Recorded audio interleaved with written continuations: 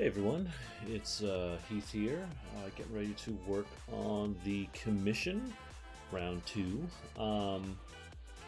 After taking a look at it over the weekend, the person I'm doing this for, Tristan, is a great guy, and I realized that there's some aspects of this I could change and improve and tweak and do, and you know, I want this to be the best piece it can be, so I'm going to make some adjustments here as we go. Because originally today I was planning on doing flat colors on this thing, but I realized, what is it? I realized that with him, go ahead and do this. Edit, transform, focus on. So I kind of realized that in the process of flipping this around that there's certain things I could have done on this that would have made it a little bit stronger of a piece ultimately. And an old art trick is flipping the canvas around just to see what it looks like. Like, I think I'm going to fade this out a little bit. I think what I can do is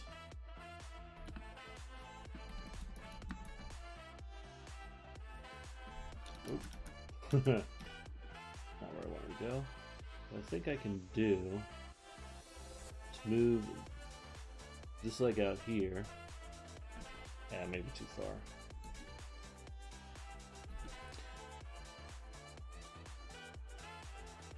Basically, I just want to shift the foot a little bit, because I think it would make for a more interesting pose, and I want to make the claws holding the sword a little bit more, let's say, make the sword a little bit bigger, which honestly I could probably just do that, but I think if I did a couple of little tweaks I could actually make pretty significant changes to this.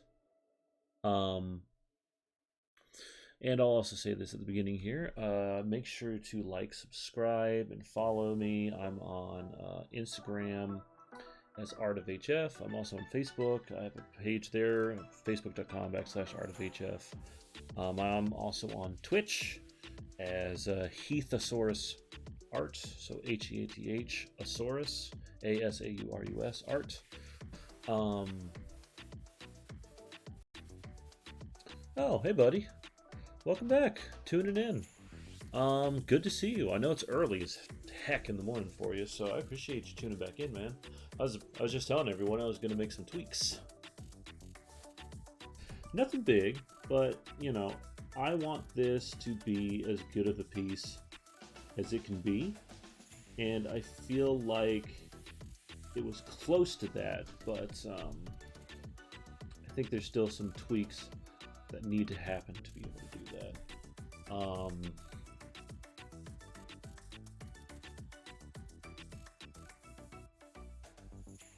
I feel like making the head a little bit smaller would be one of those. Yeah, I think a slightly smaller head will make him seem bigger and more intimidating. I think shifting the leg will power his stance, and I think moving the sword will help the balance. And it'll give me a chance to make the sword bigger. Something we talked about on the stream last time. Nice. Alright, so here's what I'm going to do. I'm going to mouse that down to like 10%, just so I have an idea of where I'm working with.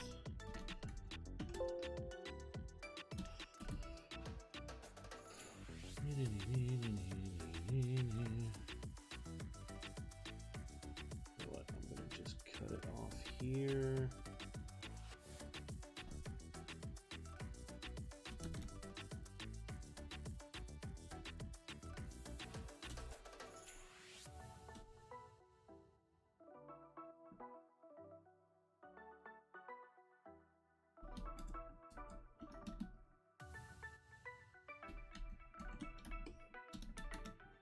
Just maybe a little bit bigger. Yeah. I feel like his head was so cartoonishly big that it kind of started taking away from the overall scale of it. Oh yeah, and change the buckle so it doesn't look like a diver's helmet. That's right. This can come around, and then honestly, we'd probably see that there. So I'll erase this out. This Twitch now brought to you with audio tweaks. Alright, so here's... This part's going to be complicated, but I will do my best. So basically at this stage with this drawing, you know, if I want to change something or if I want to tweak something, it's kind of a pretty decent size overhaul.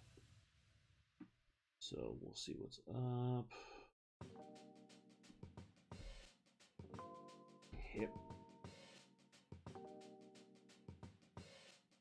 Oh wait, I messed up. It's fine. It's fine. Everything's fine. Nobody panic. Oh, painting number 2. Dude, it's going really well. I actually just wrapped it up before I started up the stream here.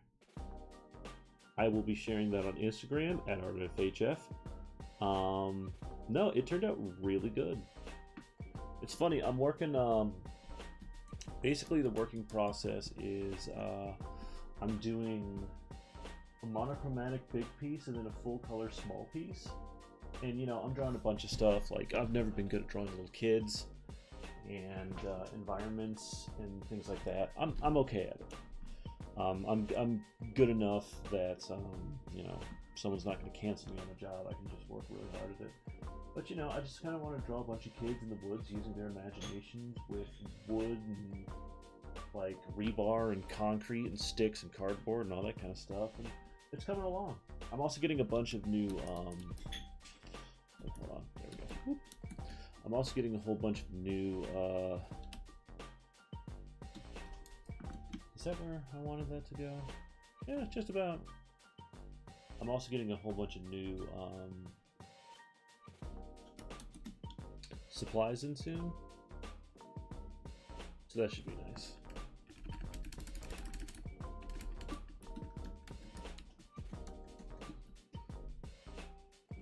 Alright, so if I'm going to put that there, it is time to...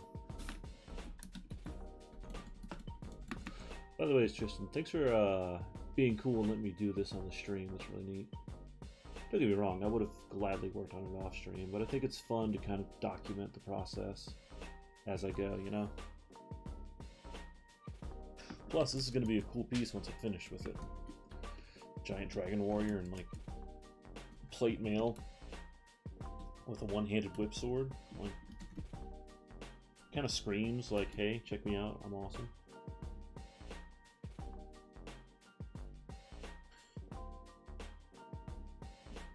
I think what I'd like to do is tweak that.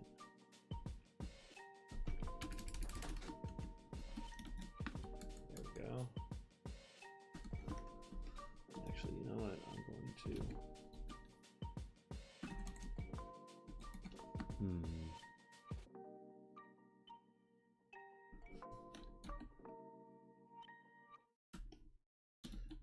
This probably will now...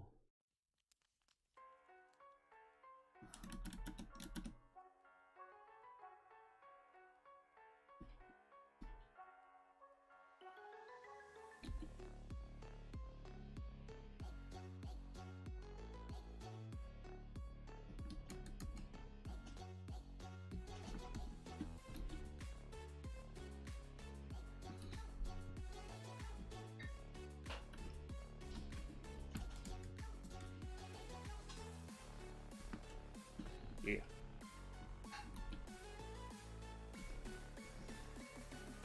Let me see what else. I need to do just this a little bit, just to like show a bicep up in there.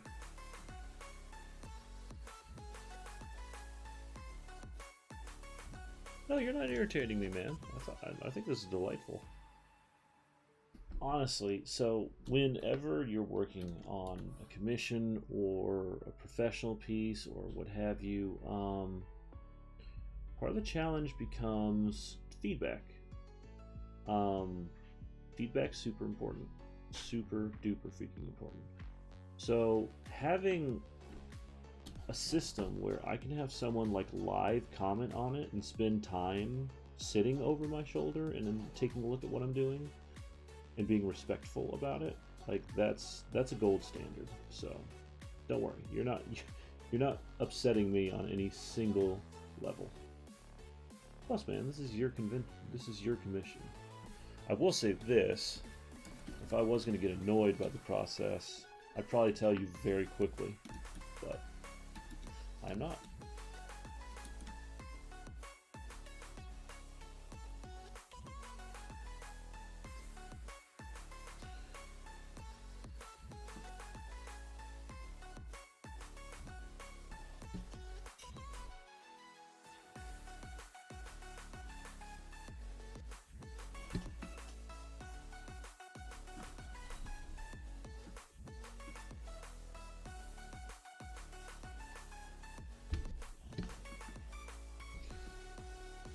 I want this to have a kind of lean to it.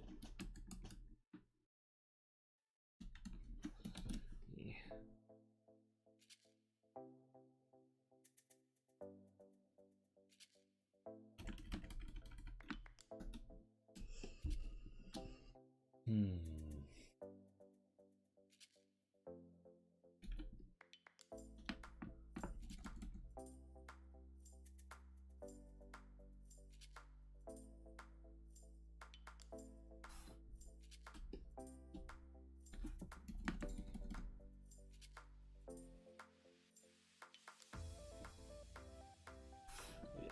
This layer, I think. Nope. Found it. There you are. Hey. Figure out a way to adjust that. But for now.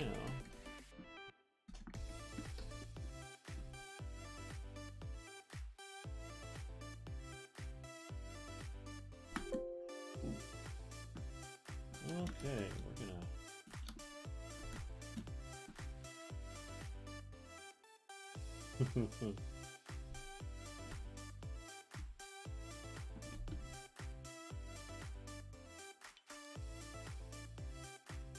So, I say pretty commonly, honestly, once I get certain aspects of the design down, oh yeah, that's right. Once I get certain aspects of the design down,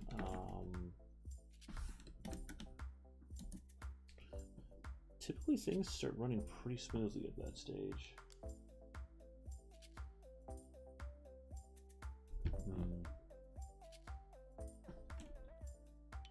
So yeah, done. Like if the stream goes down, that doesn't mean the art goes down, which is good. Oh my god. There we go.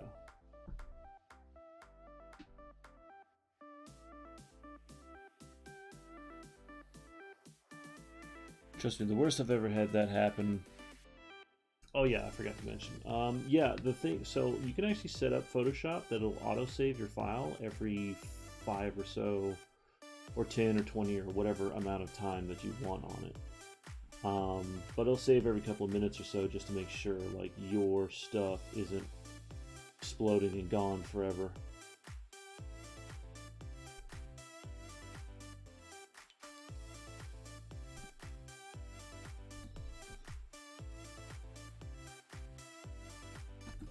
But yeah, since the design's already kind of been done, you know, it doesn't take long for me to figure out how to kind of fill in the gaps where I need to.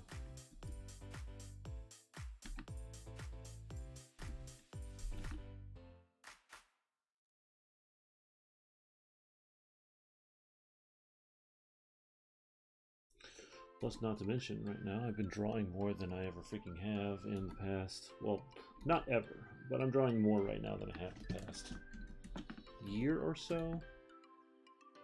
And it's a great thing. Unbelievably great thing. But, this music's adorable, and I dig it. But yeah, I'm super up to stuff right now. Zero concern if something actually goes down.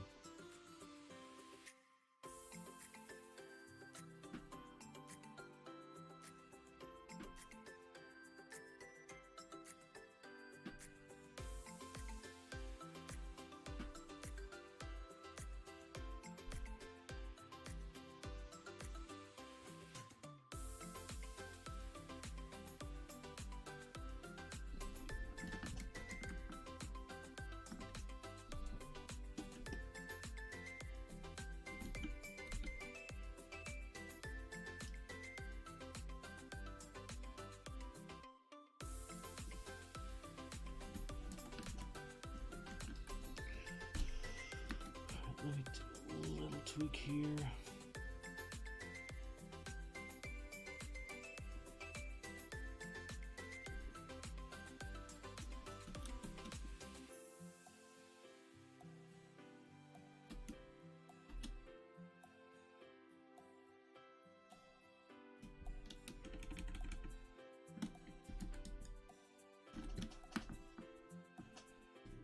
There we go.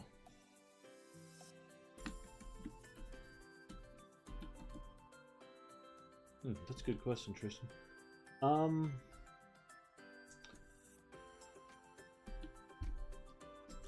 So, sorry, I know I'm making a lot of like freaked out noises here, but that's weird. Aha! That's what I meant to do.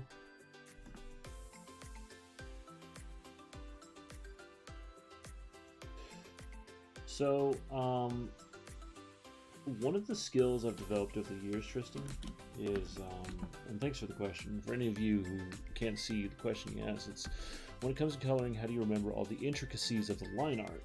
Because I work a little differently. I do a rough sketch and then I color over the rough sketch and then I do the line art last. I don't know. The intricacies of the line art are kind of embedded in my head to a certain degree. Like, a skill I've always had is being able to take a piece and take a character and visualize it, and especially after I've gotten a chance to do some sketching on it. After I've gotten a chance to do some sketching on it, it definitely goes up a notch too. Oh, that's what's happening. Here we go. Okay. Ha! Alright. So, none of these characters are too far out of my mind, and so, you know, once I get the coloring work down, you know, or once I get the line art down, or at least a rough sketch, you know, I know where a lot of these details are, even if they're rough. Like, you know, these hands are kind of a big blob right now. I can tell the detail, like I know that's a knuckle, that's a knuckle, that's a knuckle, that's finger, finger, finger, finger, finger, finger, but I know how I'm going to render this. I know how it's going to take shape. I've just been doing this for 10 years plus. So it's just kind of understanding my method, my process, and how things lay out in my mind, and trusting that I knew at some point what I was doing with the design itself. And typically at that stage, like once I learn to kind of trust myself, or, you know, if I want to make a change, I know I can make it too.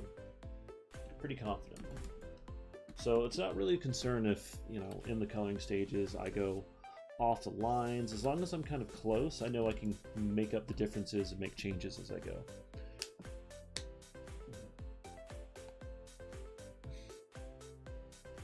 Oh yeah, so the fluff art. Yeah, I don't know, that was just, you know, that's a rough sketch, and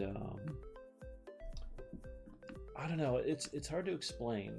It's almost like a writer knowing, like looking back at their work and editing certain chunks of pages. Like they know the beats and where the story is and how things work out, so if they need to make changes they can. It's like I drew that stick in Fluff's hair and I knew where that stick was. I knew what the original intention of it was, so it made it a little easier to work on.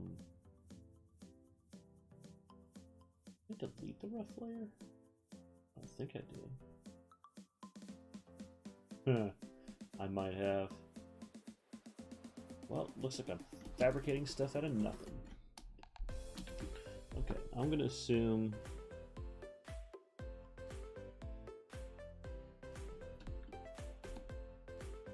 this belt is going to go all the way around.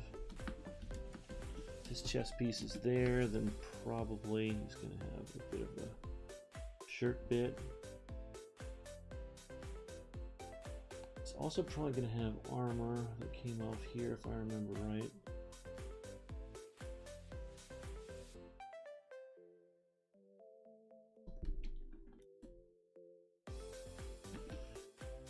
Knowing myself, I'd probably give him a strap right here. Also, it is closed, so it's got a seam to it.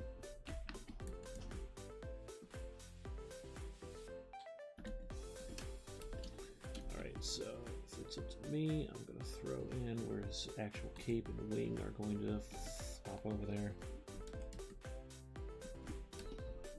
I really like the shape of the wings back here to a certain degree.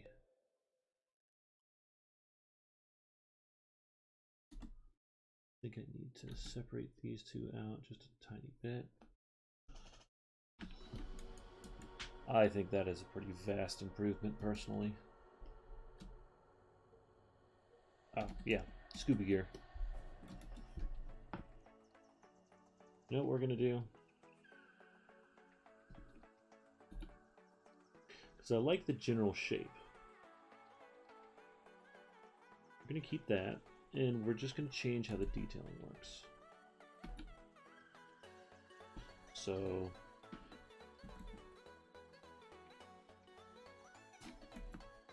keep with the theme. I'm going to do what I like to call the World of Warcraft notch.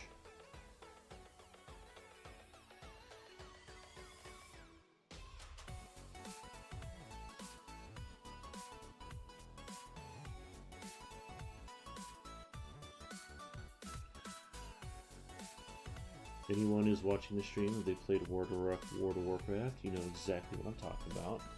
All the armor has those notches. And, you know, I kind of want to do that too.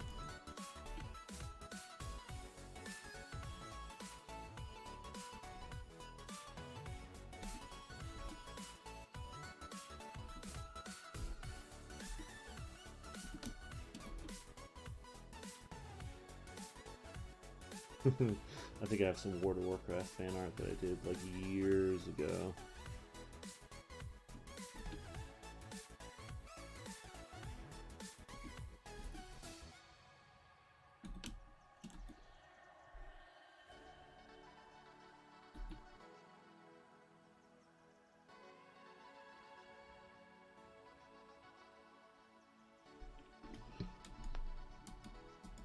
Okay, a little bit better on the belt buckle there, Tristan.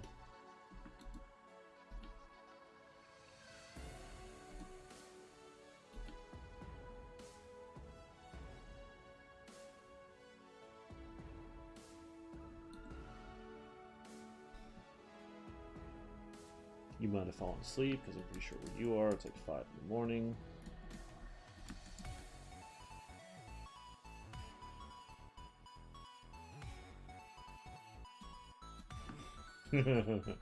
Do I imbue them with the personality of people I know? I give them all a personality. Like, I don't know, this guy kind of developed his own, which is unique. He reminds me of that Simpsons meme where it shows Principal Skinner, and he's looking down his nose at things, and he goes, pathetic. So I've got that a little bit in my mind, but you know, I can tell you pretty sincerely who I think this guy is. I can see him being, you know, he's protective and supportive, but he's also stern. Like, he's gonna be making sure that the party stays on track and doesn't, like, vary off path and all that kind of stuff. Almost to a fault, you might say. But, yeah, most of the characters I've ever worked on have personalities. Like, as an example, any wander or logo symbol. Where could I put a Wander logo on him?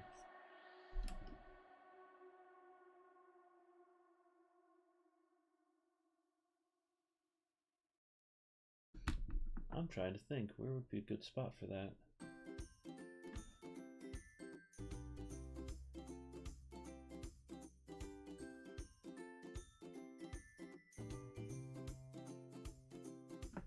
Yep, that's where.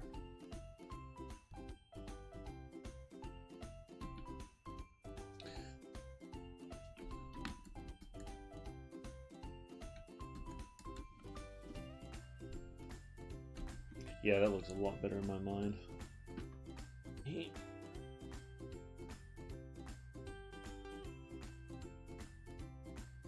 But yeah, I'll tell you honestly, I think most of the Wanderers have a personality based off certain characters. Like, I think Roland's based off of me.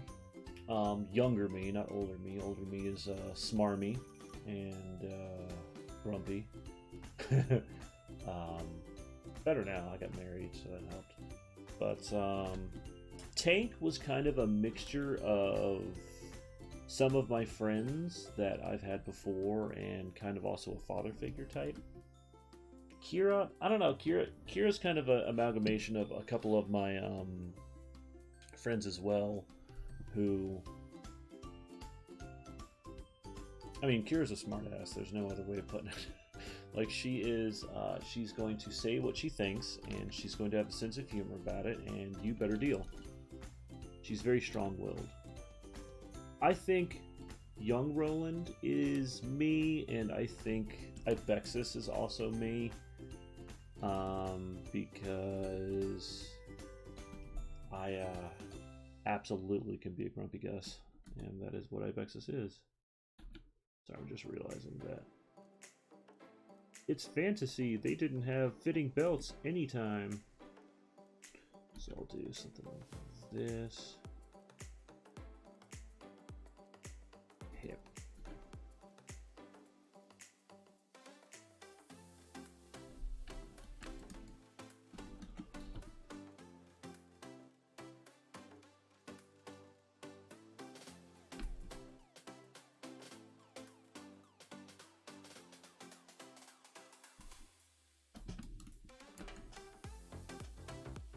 Oh, this dude would wreck you. Good God.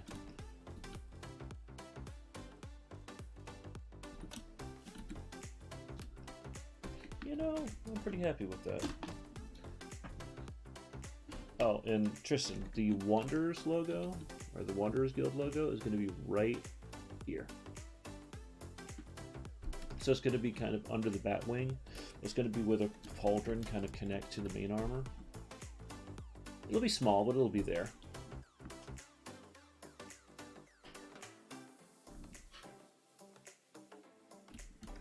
Or, alternatively,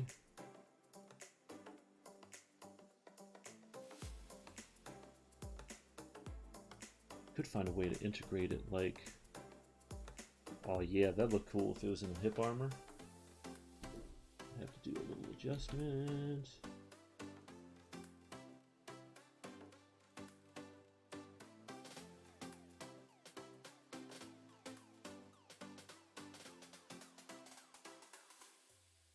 Yeah.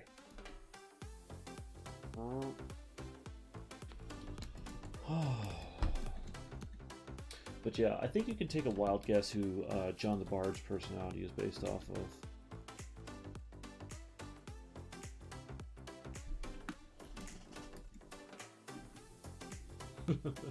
God, this dude's detailed. Alrighty, let's boogie. So I think we're at a pretty good stage to start applying some color.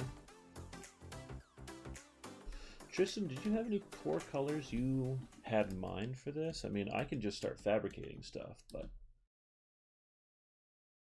you know.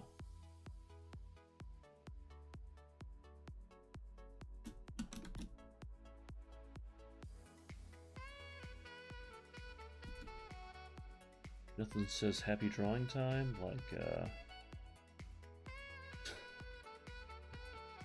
Jack Black. Oh, is that the person? Oh, yeah, John the Bard. I actually know John the Bard's based off of Jonathan Phillips Bradford, my business partner, who is basically Jack Black. It's like if Jack Black vapes. Yeah, that would be it.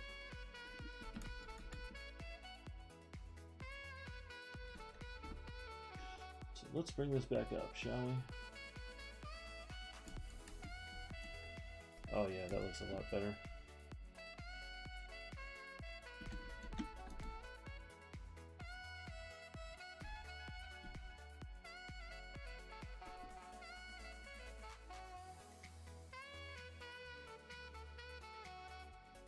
Alright, Tristan, power question.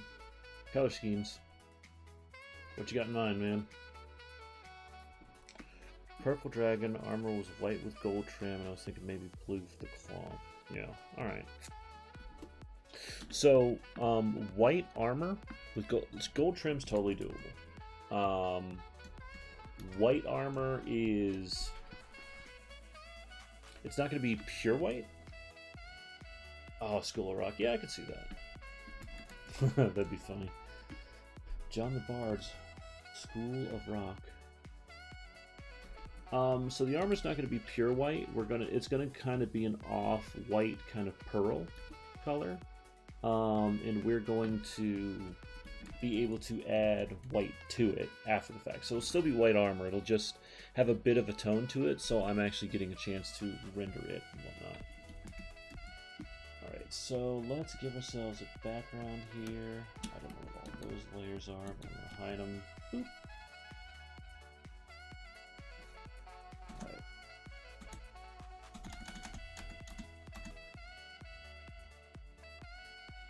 Alright, I don't know what this music is, but Sexy Jazz needs to calm down here.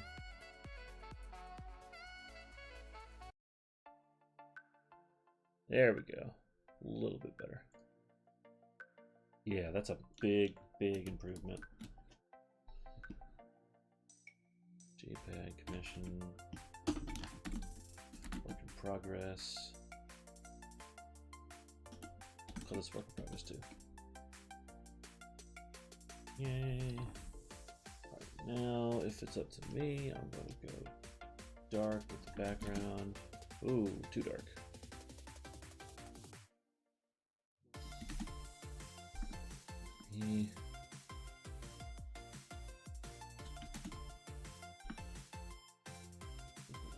Multiply.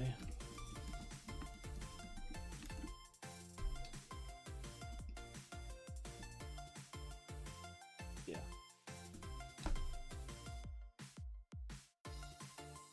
Gonna notch this back down. We are going to start applying some color.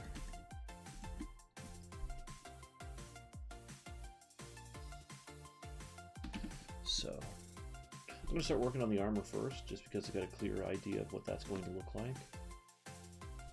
I'm going to guess that probably blue. Said pearl, didn't I? Something along that tone. So like I said, Tristan, don't worry, this is just a base.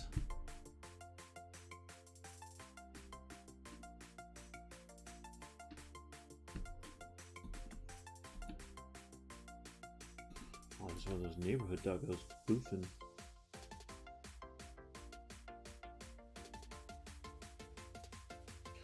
Gray background is back. Yes, it is. So fun fact, I might as well be an old man because my eyes hurt when I stare at white screens all day long. Like I have a pair of blue blocker glasses in right now. I know you just heard the degree of nerd I am skyrocket, but deal with it.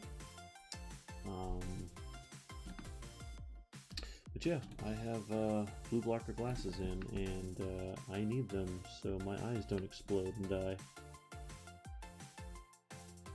Actually, I am prone to ocular migraines where I lose half of my vision for like 45 minutes if my eyes get too stressed out, so, you know, trying to take care of myself.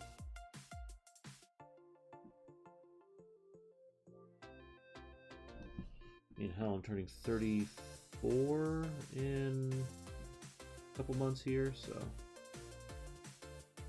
I take care of myself. Also, oh no, I broke the illusion of how old I am. I'm gonna say this is right.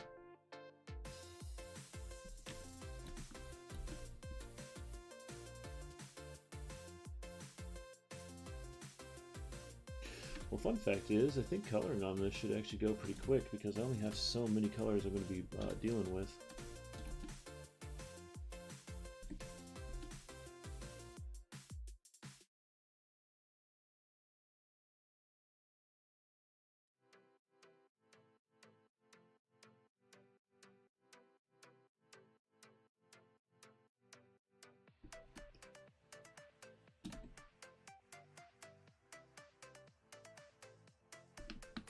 Yeah, it's dude, losing your vision mid-migraine is about one of the scariest experiences I've ever had.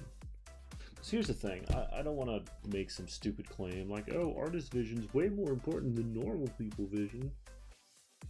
I mean, basically, if 2 or 3 things go wrong, my entire career's over. Like if I lose my eyesight, or if my right hand gets jacked up. Luckily I have a left hand, so that works. But in general, we try and dodge things that involve hand injuries, eye injuries, things like that. But yeah, over the past couple of years, I've had a couple of ocular migraines that have literally debilitated me to the point where I couldn't even drive a car. My wife knows; she was there for one of them. It's fun times. Truth be told, I don't think it's, I went and saw a doctor and talked to him about it, and I think it was one of those, just don't deal with screens as much. And I used to be ambidextrous. Back when I was a kid, I used to do something funny where I started my name with my left hand, and then I finished it with my right hand. And when I was a kid, teachers forced you to be, if you were left-handed, that was fine, but if you were ambidextrous, they would force you to be either right or left-handed, which is a bummer. I would have loved to have been artistically capable in both hands, but here we are. So no, I am not ambidextrous. I wish I was. I will say this. If I ever lose the ability to draw on my right hand, I will learn how to draw on my left hand. It will be physically painful because I'll have years of experience and no real what's the best way to put this? I'll have years of experience, but I'll have no real muscle memory, so it'll be like a bunch of trying to catch up to where I was skill-wise with the knowledge I have now.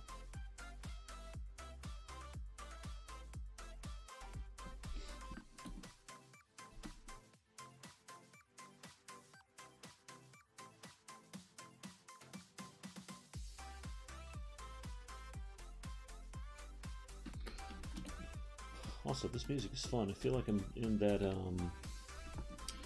Disney movie, Wreck-It Ralph, with the candy racers. Taffeta Mutton Fudge and Swizzle Malarkey, i.e. some of the greatest character names I've ever freaking heard.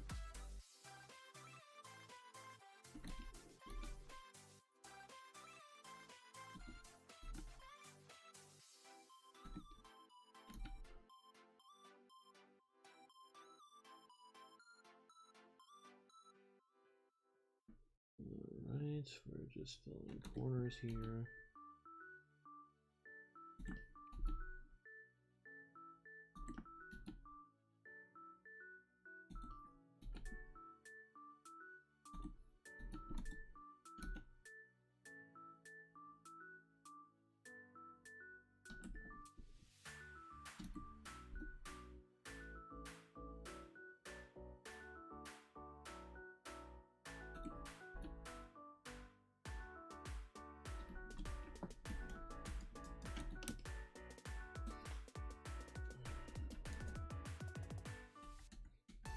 You know what's funny? He will have white armor, but I think, oh, you cried in that movie? Dude, some of those moments are heartbreaking. When he breaks her freaking car. God.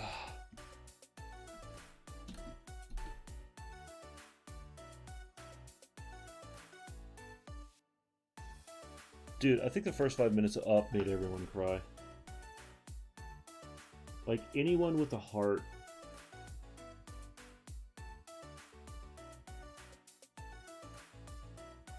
Told a better love story in Twilight in 5 minutes than the entire movie series. Not trashing Twilight if there's any hardcore fans out there.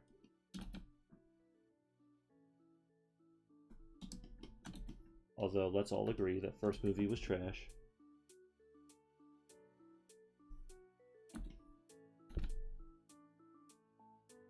All I know is a werewolf fell in love with the character because of her future child or something. I don't know.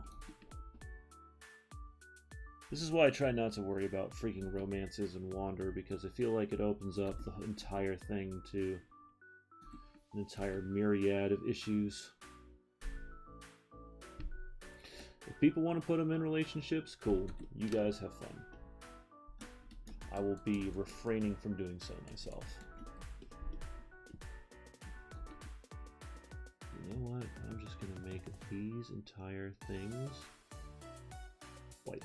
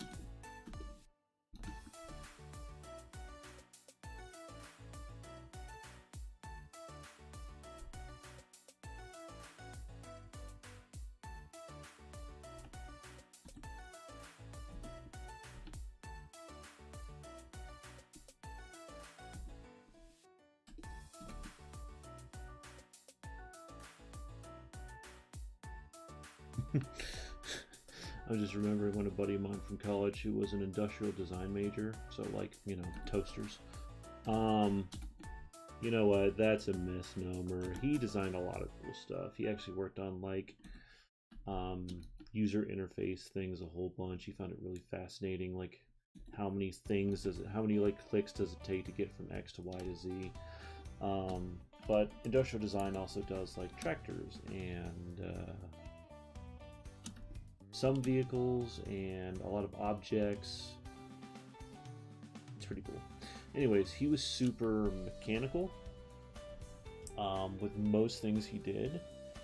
And I remember one day we were watching WALL-E, and dude, I've never seen that dude cry about anything ever. And then he's sitting there tearing up over WALL-E, and I was just like, dude, I'm pretty sure you could have watched Bambi's mom get shot and just be like, eh. WALL-E, man. WALL-E got him. Got him good.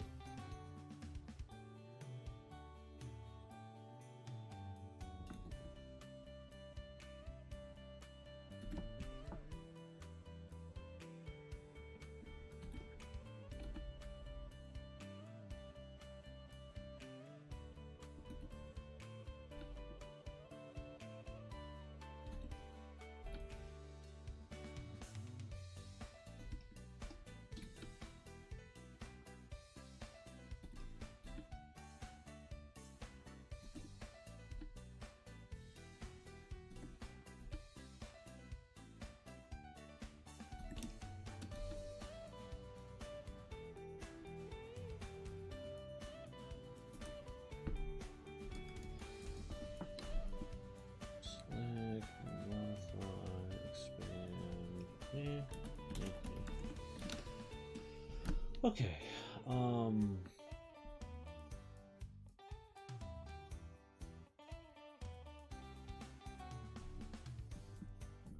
how's the Kickstarter process been from Shovel Knight?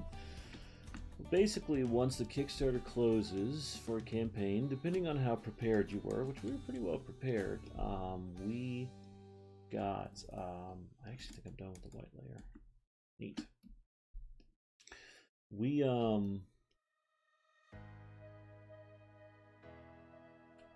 basically were closing in, like we were almost ready for production. And then with all the stuff we had to add to the rulebook, that took a while, and the coronavirus gave it a giant hit, and you know, it's been more complicated than I would have liked to admit. We're gonna probably get the thing into production soon. It's just like we had some technical stuff we had to figure out last minute. Basically, the long story short of it is, it's been pretty intense. You know, we added a lot of stuff to that Kickstarter. You know, we raised $220,000 on the actual campaign. So,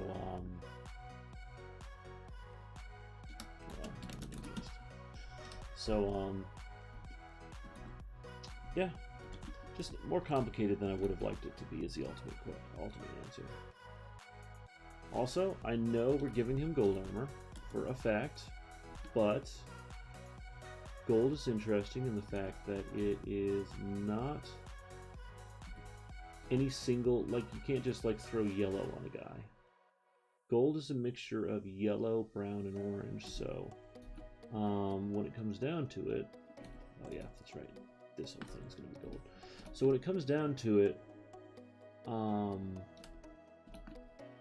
a lot of this design is going to start off dark, ultimately, because I'm going to probably just render the ever-living crap out of it.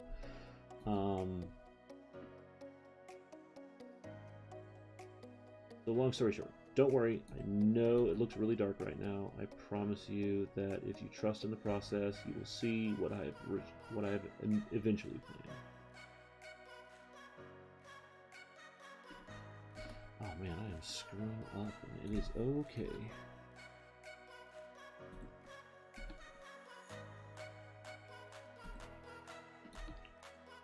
Oh yeah, that's right, I made this hit plate, so it's like industrial.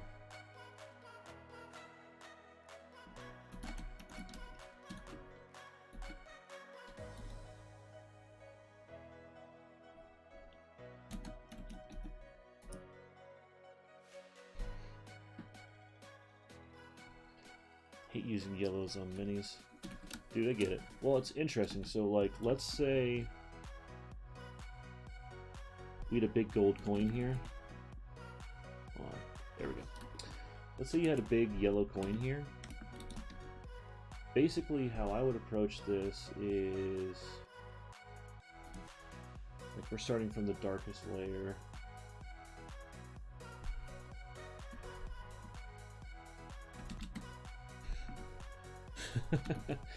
Yellow's a tricky color, man. I'm about to do a monochromatic piece in yellow, so trust me, I get it. So let's say this is just a flat surface, right? So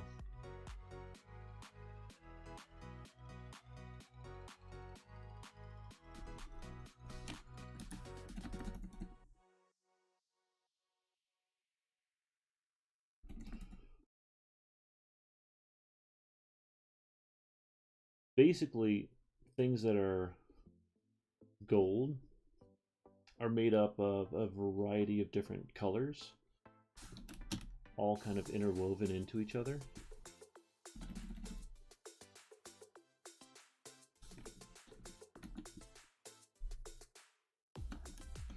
So, oh my god, I get it. So basically, you know, you got oranges, you got yellows, you got all sorts of different colors that play into it in certain different ways.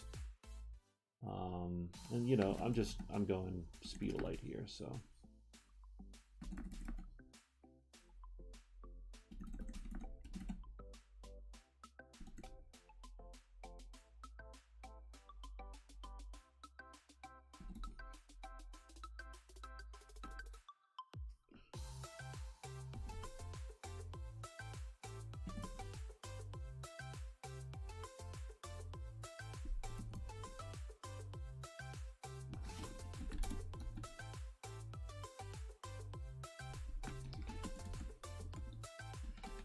Actually, you know what? I think I need more of this. Yeah. A little bit more active on the gold front, and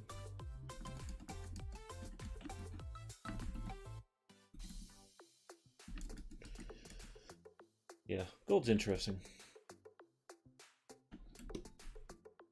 Anyways, what was I doing? Oh yeah, I was applying dark layer to it all.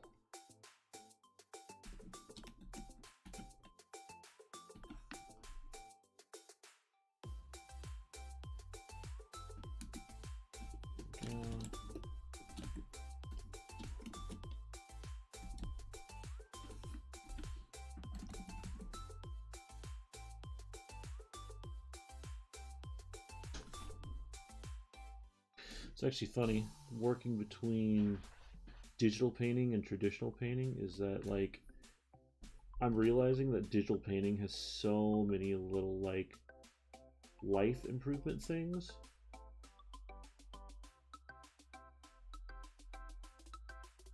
Like, quality of life improvements, I would say. Kind of like when you play a video game, like that's third or fourth in the series, and they add some really cool stuff to it, like Dark Souls.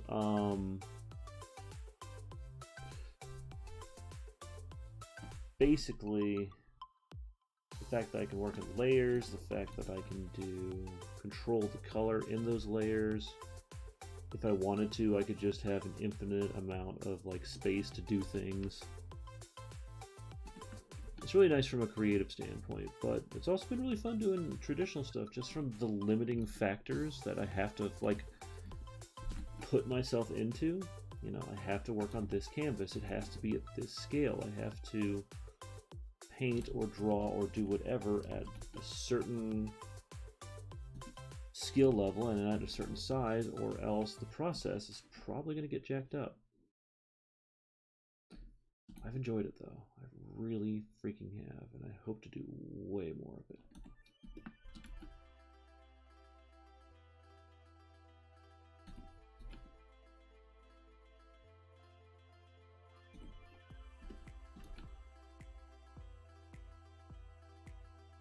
Yep.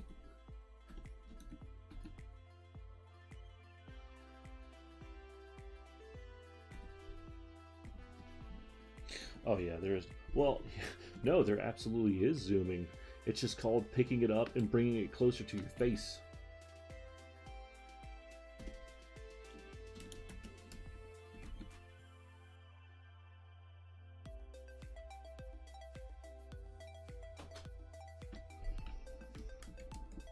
Right.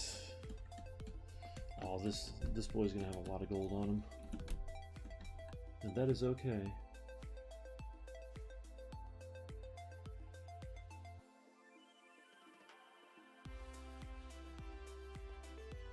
I always think gold is a really interesting, fun color to use if you're working on fantasy characters. But also it tells me a lot about that character too. It's like they care about their armor, they care about their appearance. They're trying to be a symbol, but also they're trying to let the enemy know, I'm here, I'm not afraid of you, and I'm absolutely not freaking hiding.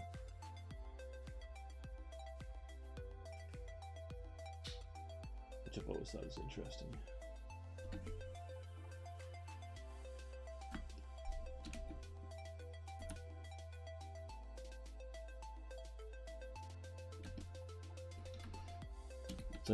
The dynamics and the moral dilemma of a fantasy hero are fascinating.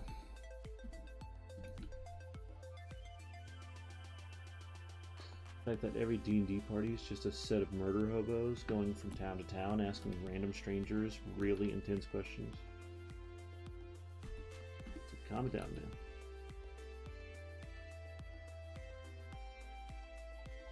That's what we need to do.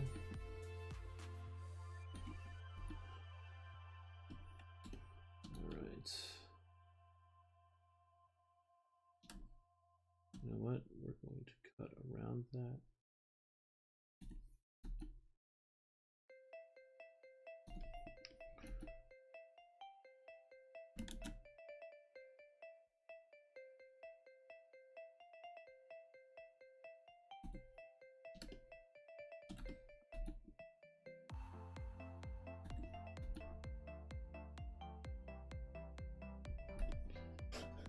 This is like the weirdest upbeat clown music I've heard.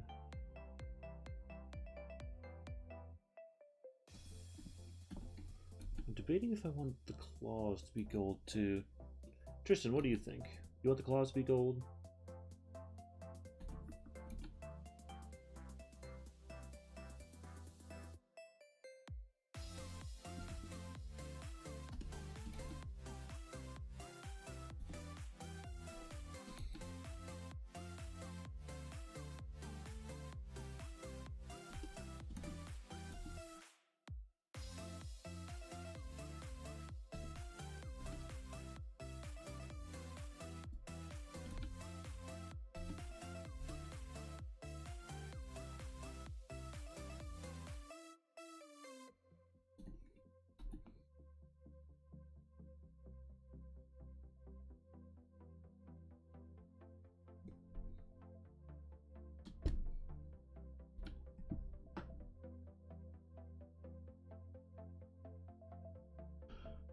So that's a very interesting question. Tristan, you're way too good at asking questions, man. You're blowing my mind here.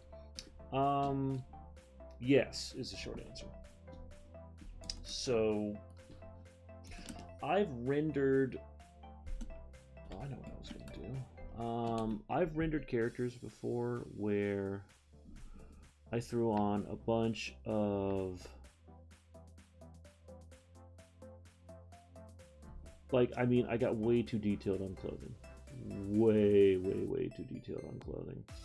And I'm not talking armor. Armor's different. But I just absolutely murdered. Like, there's a certain thing with clothes where I'm learning the line art is almost secondary. Like, it's more about how you render clothes. Because clothes do have folds and sharp lines and shapes and all that kind of stuff. But, I think it's in a different sense. But yeah, I found that the older I'm getting, the more I'm trying to less chisel clothes out of stone and more remember that they're fabric, there's something that flow. It sounds kind of stupid and simple, but you know, when you're drawing, you get kind of caught up and you figure out how to do one thing good. And then you forget that everything else doesn't need to be rendered in a similar way. And then all of a sudden you're drawing everything. You know, when I learned how to render metal, I was like, this is incredible. And then I started rendering everything like it was metal. And that just wasn't good. It didn't work. It didn't look good. And, sorry, I gotta do a little hopper here. But, yeah. But then with clothes, you know, I realized that it's a lot softer, it's a lot more malleable, let's say. And, once I got to that point and really found a way to enjoy rendering clothing, it changed a lot of that for me. And the problem I had before was I was from a comic book background, so when I was rendering clothing, it was like I was chiseling this stuff out and I was having to draw every single little line, and the truth of the matter is that clothing's going to do what it's going to do. It's incredibly hard to draw, and learning how to do it is absolute skill. And absolute skill.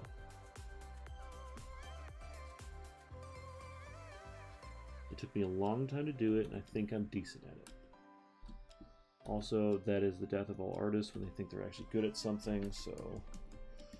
oh boy.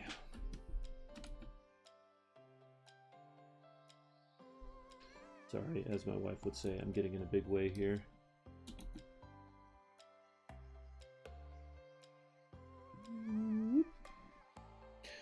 Someone adding lots of flowers to a dress. By flower, like 30, they're regretting doing it. Oh yeah, are you talking about like...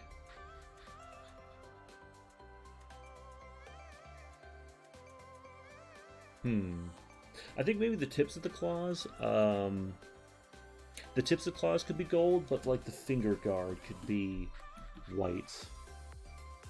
I think that'd look pretty nice. Based on what I've done so far. So when you say someone was painting flowers, are you talking about on a mini? Or like an actual physical illustration?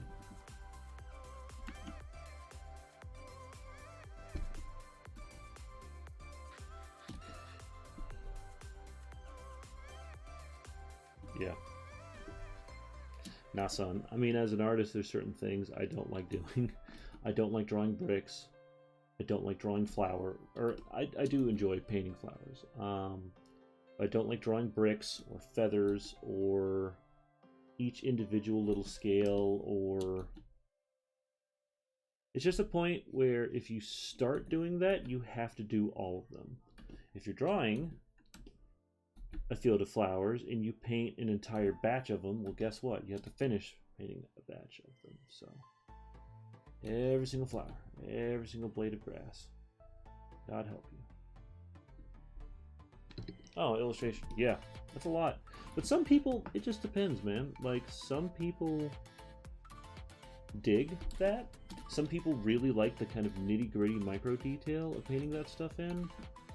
I mean, I could speak about Liz's work, where I've seen her do,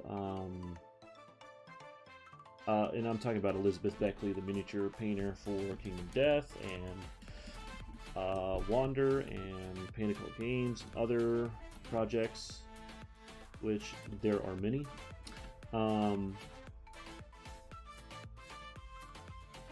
Yeah, I've seen Liz do freehand stuff, and it like blows my mind. But there's just an attention to detail that goes into that stuff that's insane. Oh, and drawing things like flames. That is very, very dependent on what I'm doing. Like, if someone just pointed at me and said, "Hey, draw flames," I'd be like, "No, go die."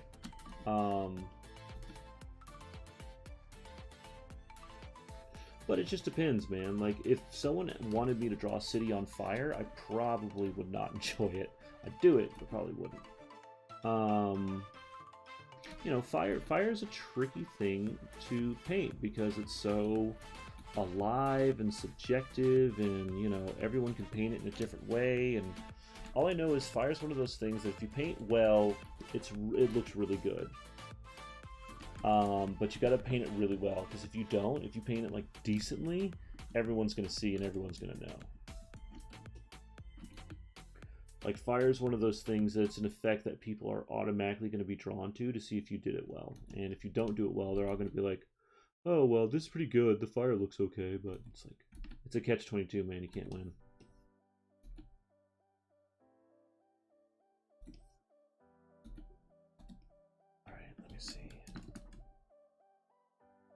Are we at a stage where I can start coloring this stuff in? I believe so.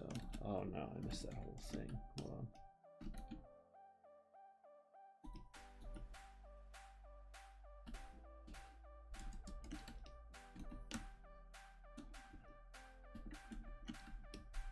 Oh yeah.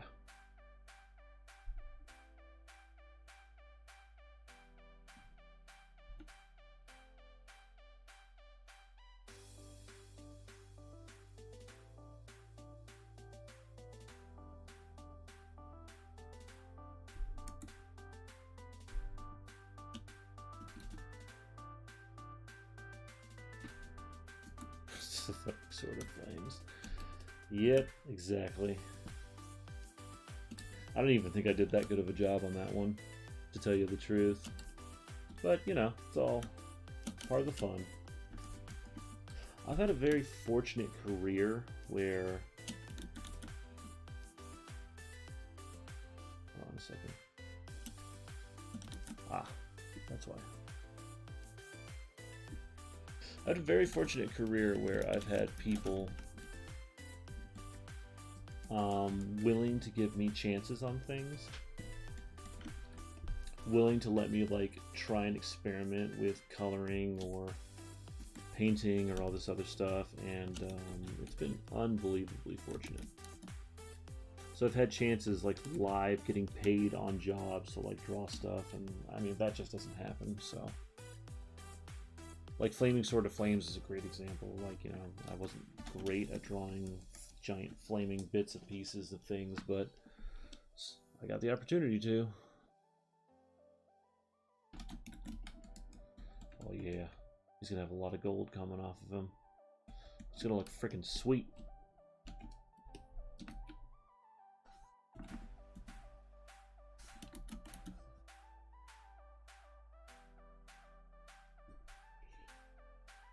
So we're gonna get that.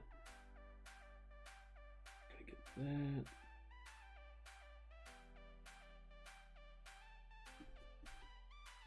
Oh, that's part of my problem. My flow was turned down.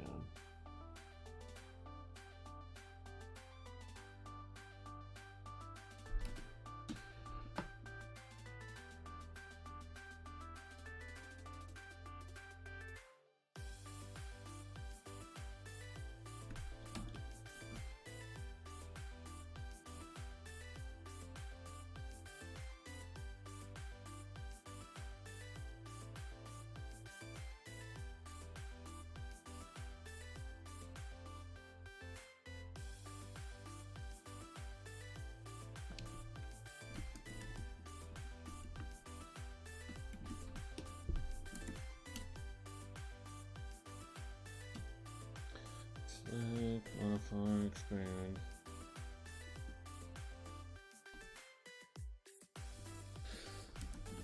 Oh, loot. Yeah, man, I struggled.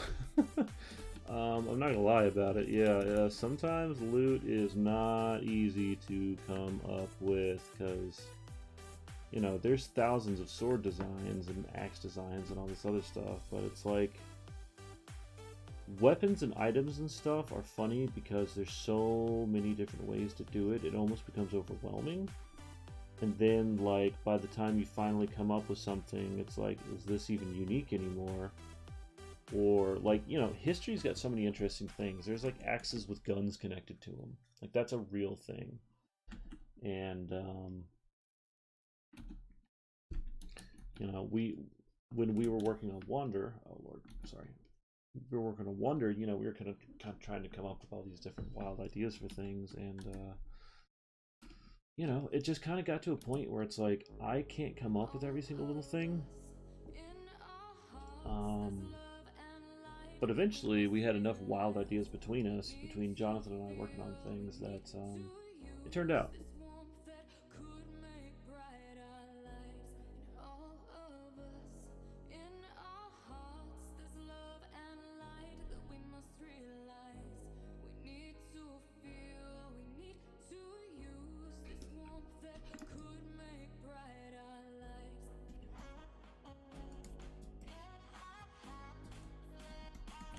That's what I was doing. Okay.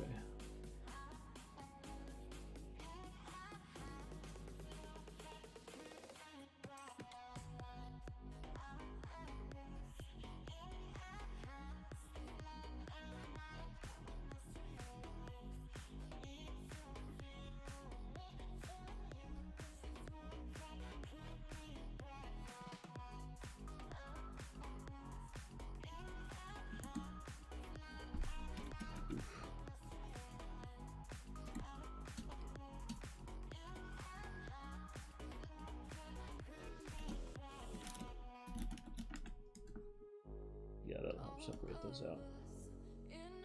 Oh yeah, the flotation device. That was funny. Well, the idea was like an Elderbane floaty just was the most adorable thing on the planet. So we were like, all right, all the ridiculous items, we had an infinite amount of time or an infinite amount of fun to actually come up with that stuff. Like the flaming sword of flames and the nunchucks were hilarious. Easy to draw, but so much fun to come up with. Yeah. Okay, so that's a lot of white and a lot of gold. Let's let me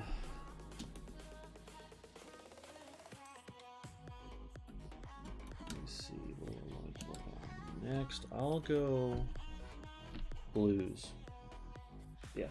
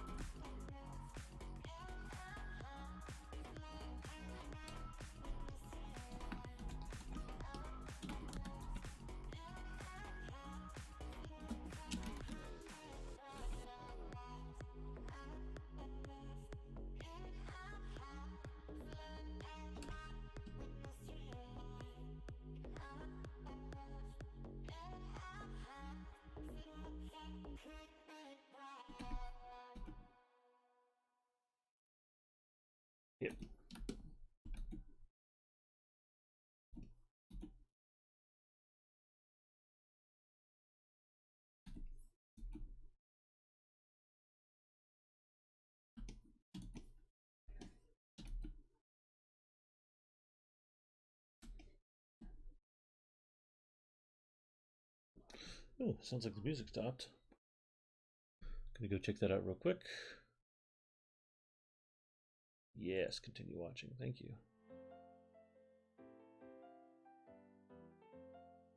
By the way, thanks for sticking around, Tristan. I appreciate it. I mean, I'd do this thing if I had 0 viewers just to have kind of like a recording of me doing this, but it's nice to have company doing it too. Also, on that note, if anyone listens to this after the fact, please make sure to like and subscribe to my videos and stuff. I'm streaming during the quarantine. I'm streaming 3 days a week, or not 3 days a week, 2 days a week on Thursdays and Tuesdays and Thursdays, and from 1 to 4 p.m. I'm sure once the quarantine ends, that'll change to maybe once a week on weekends, like Saturday or something, but you know, we'll see what's up. Just depends on how my workload is going, depends on how much work I can get done. May still do afternoon stuff, we'll see.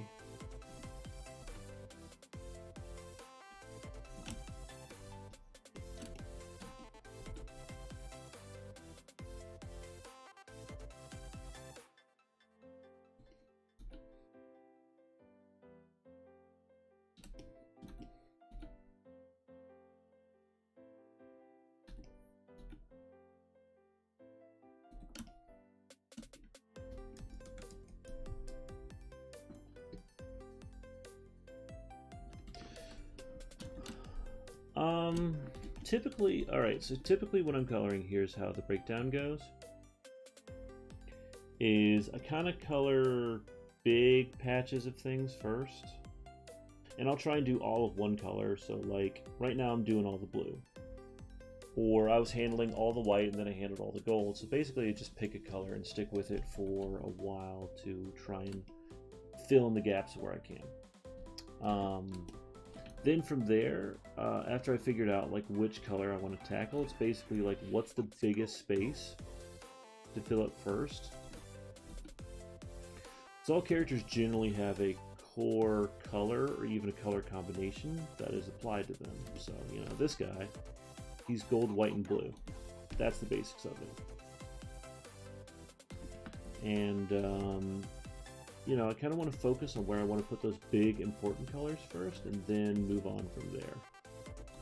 Or if it's like really important, like I think the actual skin tone of this guy is going to be a pretty big deal. I'll focus purely on that at the end just because it's going to be important enough that it needs full attention. Like right now I'm just going. You know, I don't have to think about every little thing that's happening right now, but when I get to that end, yeah, trust me, I'm going to focus super hard on it. Actually, I think there will be some blue there.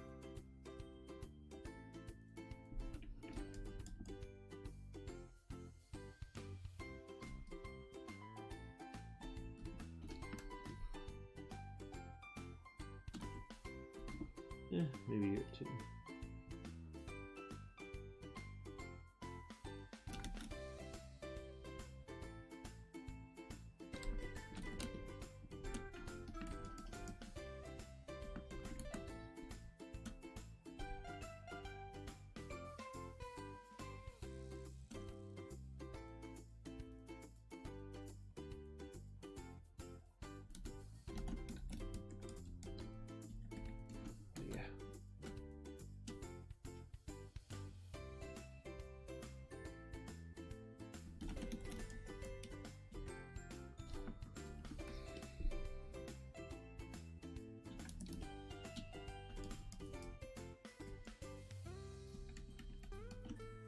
I hope this idea I had pays off.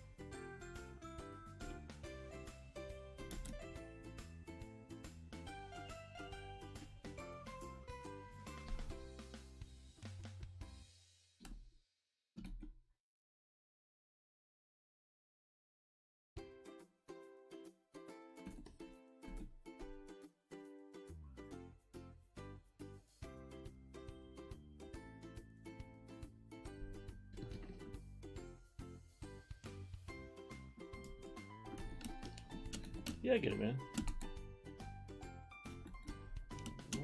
What?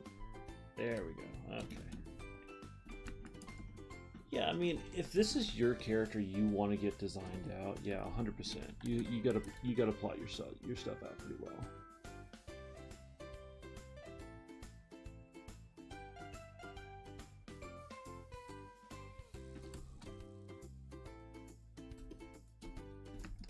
I mean, I design characters for a living, so part of it is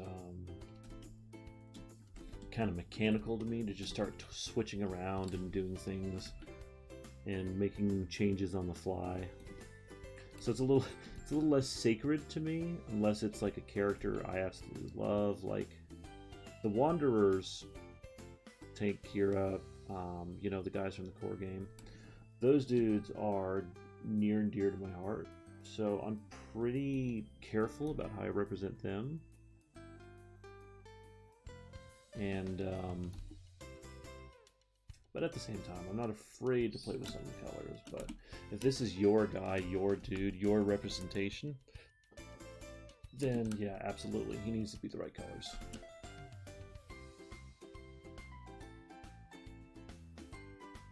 Actually, we're making really good progress. I mean, you know, we've laid down a lot of the colors here. I think when I was working on Roland the other day, it was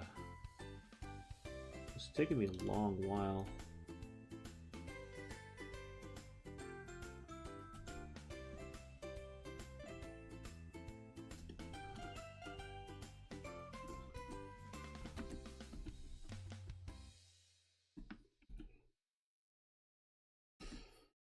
But also, these things have a tendency to kind of surprise you. Alright, have you listened to the same song 3 times?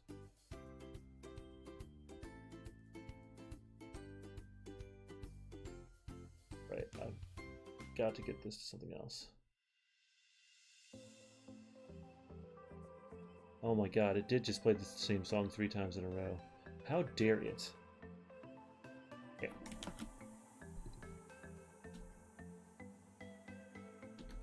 So what is after this piece? For the stream or just in general for me? Depends.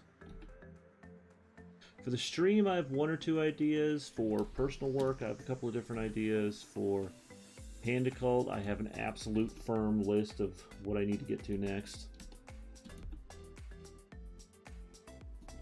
Which I'm probably going to be doing after I finish your piece. I'm probably going to be doing my Panda Cult stuff. We'll see. There's a lot. So LeClock is something we've been working on. Like, I've done the sketches. I've got pretty much all the base character sketches done. I haven't colored any of them or done anything like that, but base sketches are complete. And I just got to figure out, like, the title graphic, how that's going to look like, because the Barnacle Bay one is pretty involved. So, painting-wise, I probably could do license work on Steam. There's nothing in Shovel Knight for me to do. All that work is pretty much, all the artwork's done. I didn't create, outside of graphics, I didn't create anything for that, so.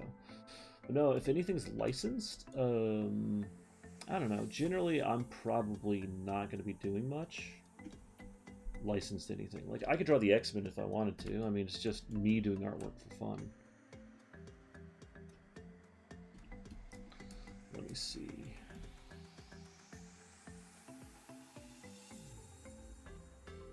I think that's most of the blue done. Hold on. Yeah. Excuse me. Oh, yeah. Alright, hold on. There's something I need to do. I completely missed a spot.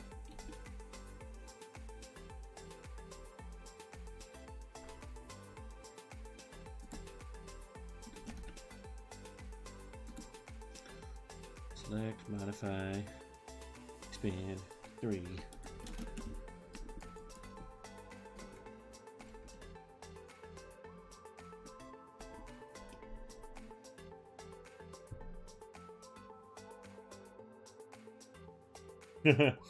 Yeah, fair use. By the way, welcome to the stream, Paul. Um,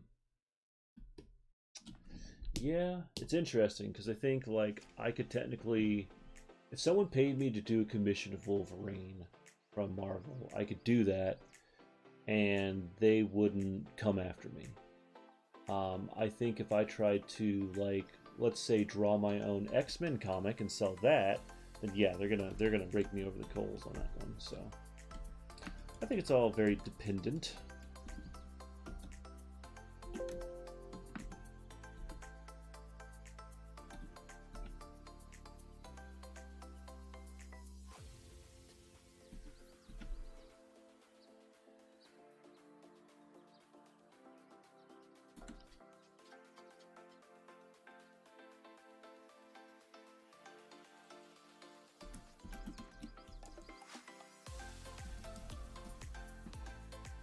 Let me see. I think it's time to work on some leather.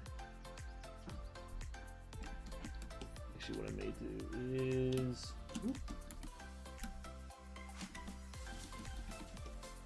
do a little quick tweak.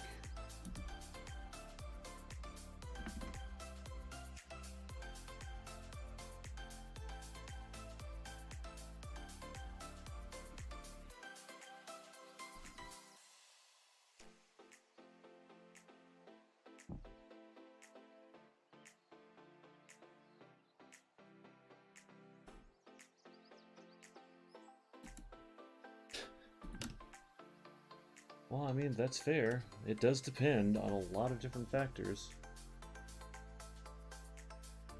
I think guys behind comic books have a pretty good relationship with the art community in the sense of working on stuff. I think it just really depends. Like, you know, there's nothing saying you can't make a Marvel commission of Storm, but if you wanted to make a Storm comic, then that's different, because that's you drawing a singular piece of artwork for someone. They're not going to go after it because it's kind of chump change and it's not a big enough deal. I think the only time I've ever seen them come after a guy for commission work is when that guy was ripping off artists. Actually, I had a guy rip off a piece I did in college that he was doing commission stuff for. But he was ripping off artists and eventually got a cease and desist from Marvel because he was being a bit of an a-hole. Let me see. I think what I'd like to do is work on his undershirt.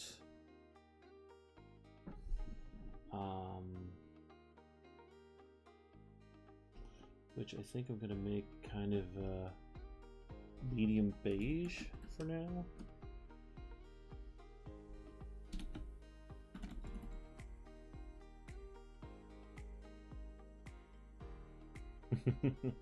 I'm not going to lie, I've had people tell me I was going to get sued on X, Y, or Z for something, and there's a certain degree where it's like, if someone wants to sue me over something I've done, then there's not a lot I can do to stop someone from doing that.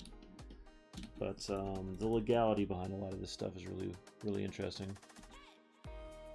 Yeah, Disney's probably one of the few groups that's going to enforce every single little tiny thing that they do, so that's fair.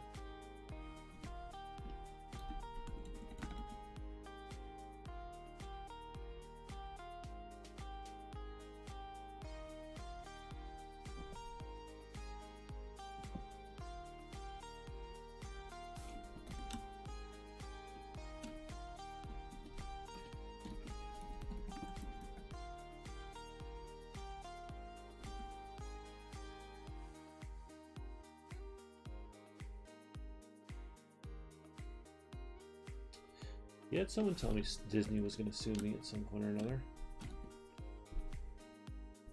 That was a fun day.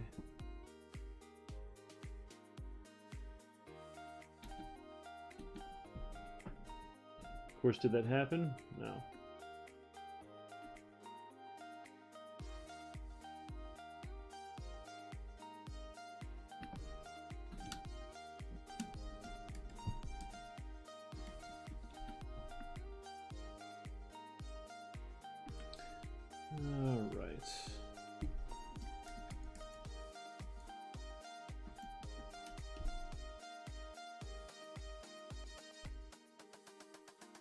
think what I'd like to do is make his pants a little bit more in the brown territory.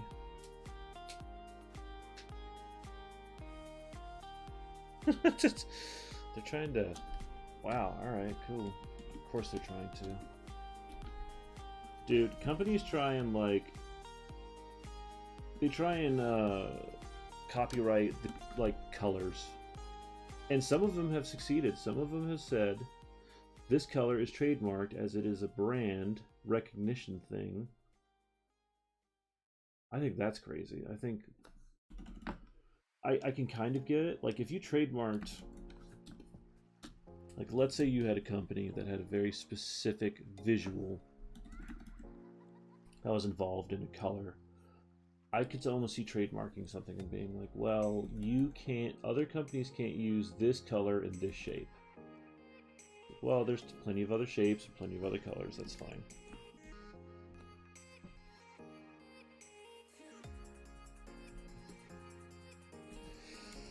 So, fun fact.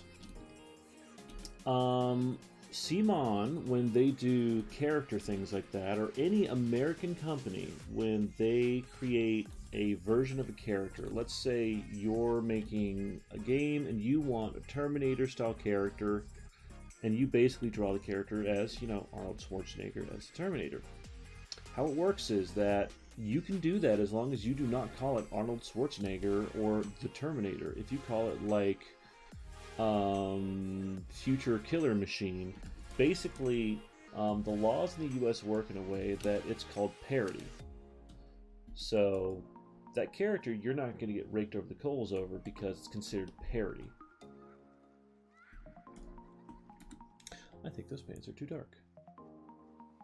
I'm going to warm them up. So yeah, those are protected under parody laws. Now, I know a company in the UK that did a version of a character of, I think, Felicia Day. And, dude, they did not have it, because the UK straight up is going to just, like, ban you. Because they do not have the same copyright laws and protections that we do here. So, the second they drew a character and got a cease and desist, boom, game over.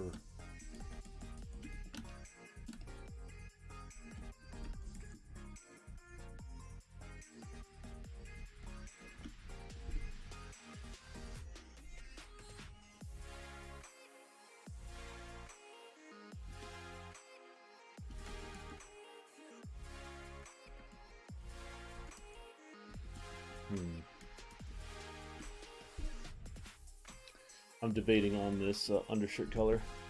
Oh, thanks, Russ. Over to the chat.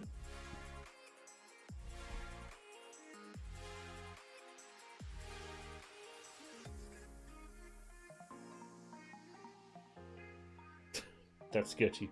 That's sketchy, Paul. I dig it.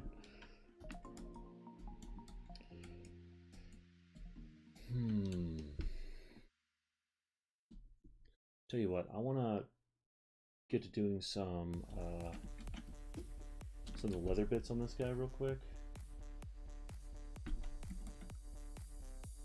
I'll tell you honestly, I'm having some second guesses about my shirt color.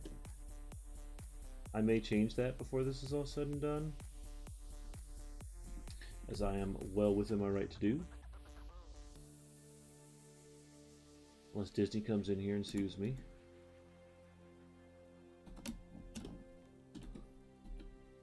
Put that there.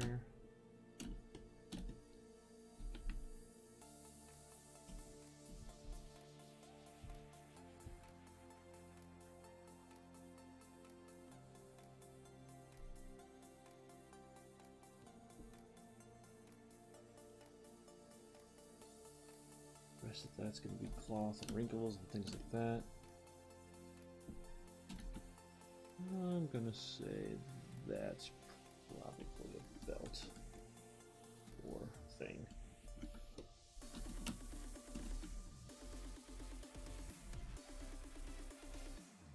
Ah man, this is one of my favorite parts, is when you start realizing how fast, because I've covered up all these other layers, it's almost like I have a guide, so I can just fill in things. Yes.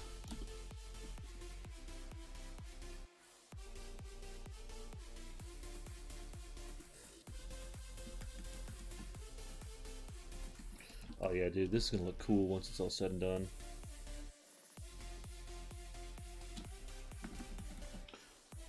Big shout out to Tristan, who gave me the chance to work on a commission. Thanks, dude. I appreciate it. It's been a lot of fun to do so far. Anyone else is interested in a commission, you can shoot me a message. Where does the tabard start? So I imagine tabards typically are like, let me see. Like, let's say you've got a character.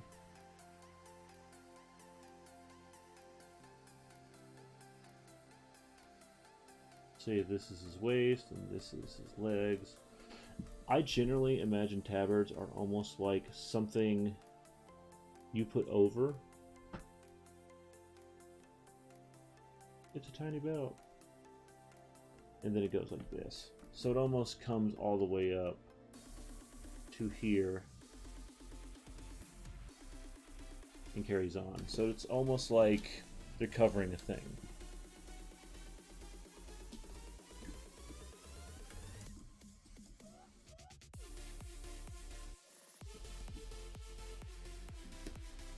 So what I could almost do is make this shirt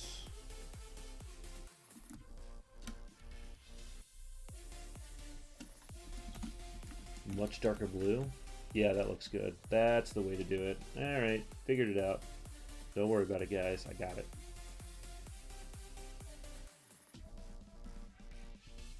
Yeah, that looks good. He's turning out so cool. Oh, I'm almost to, oh, I need to do leather glove. Let's make that a little bit of a lighter color, I think. That. It might be the same tone as the gold for now, but like I said, stick with me. Gold will make sense.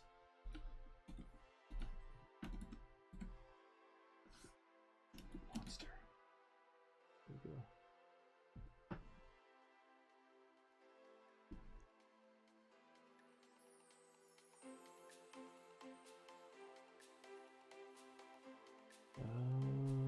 Let's just go ahead and fill in all that.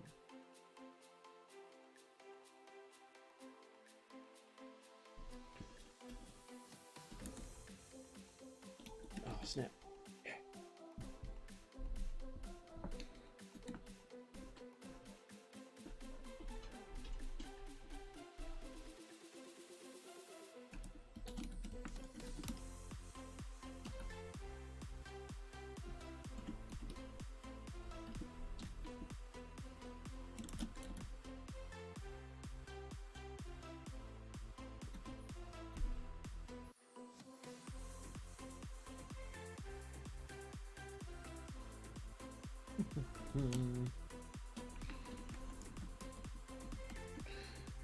Oh yeah, that's right.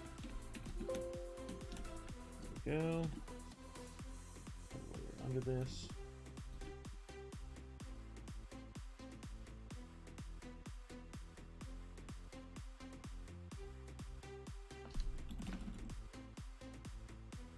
Okie doke.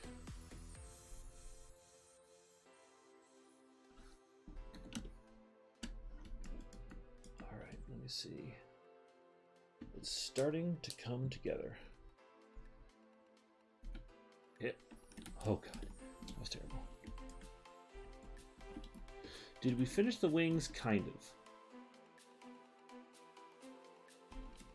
Kind of is the most solid answer you're gonna get from me. I'm just kidding.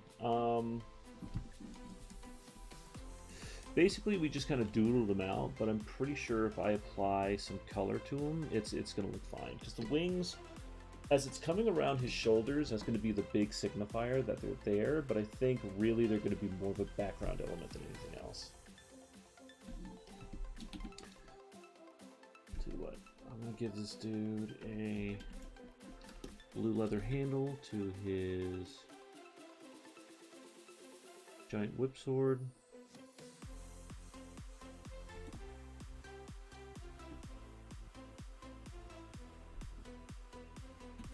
It depends, exactly. I'm like a lawyer. Anyways, he's looking cool. I'm digging it so far. I think the purple will be a nice push against the gold too.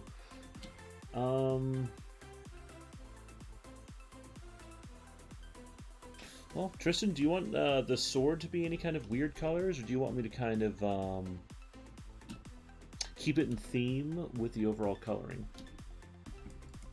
I'm fine either way. Like, do you want the sword to be acid green and glowing? Do you want it to be a regular sword color? Because, I mean, basically what I can do is make, like, the, I'll probably make the handle gold.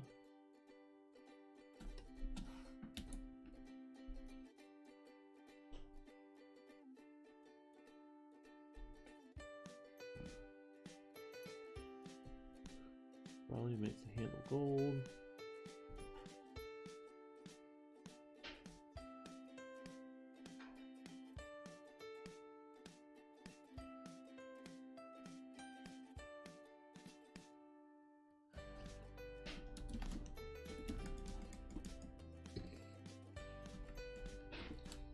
And we'll figure out the blade.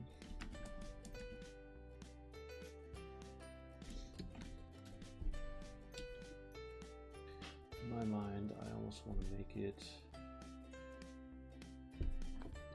I don't know. Probably just some kind of neutral gray for the short term.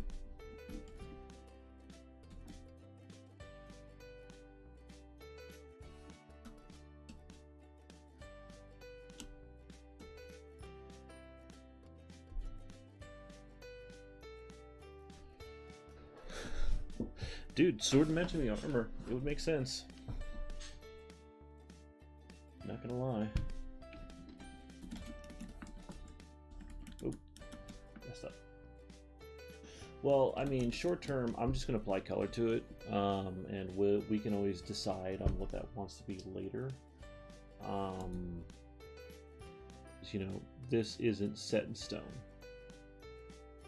Luckily, it's a digital file, so it's Photoshop, so I can just kind of make it up as I go, and if I want to change it, I can change it.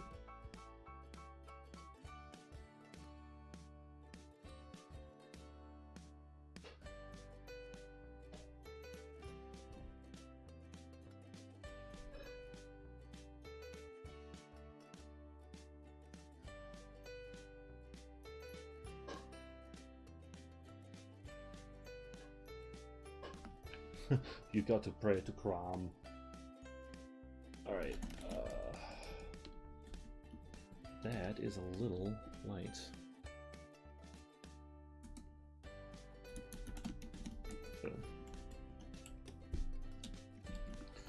Then, you know what I would like to do? I would like to...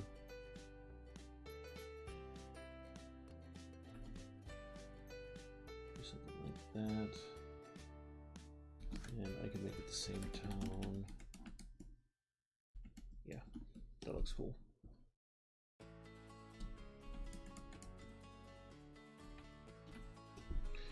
It's called the Ouch Bad Time Sword.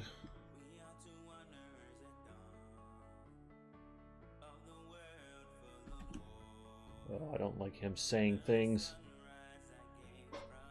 Nope, get out of here. Yeah, play me adorable ukulele songs. So YouTube doesn't copyright strike me on every single thing I do. Yay! You know what? We're gonna make his claws.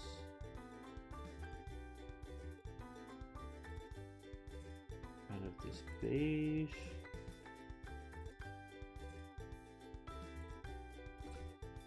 Nice. Whoop, whoop. Select, modify, expand, here's a here. Okay. Oh yeah, that's right. That needs to be a thing.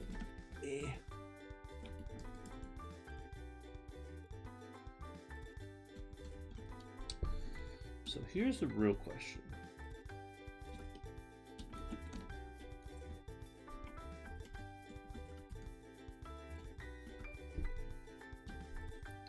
Tristan, what color do you think his eyes would be? And I'm talking both his eyeball and his iris. Let me know what you think. Because I could make it white like the other Wanderers, or I could make it yellow. Oh yeah, I forgot I did this. We're gonna just combine all those, make that go away.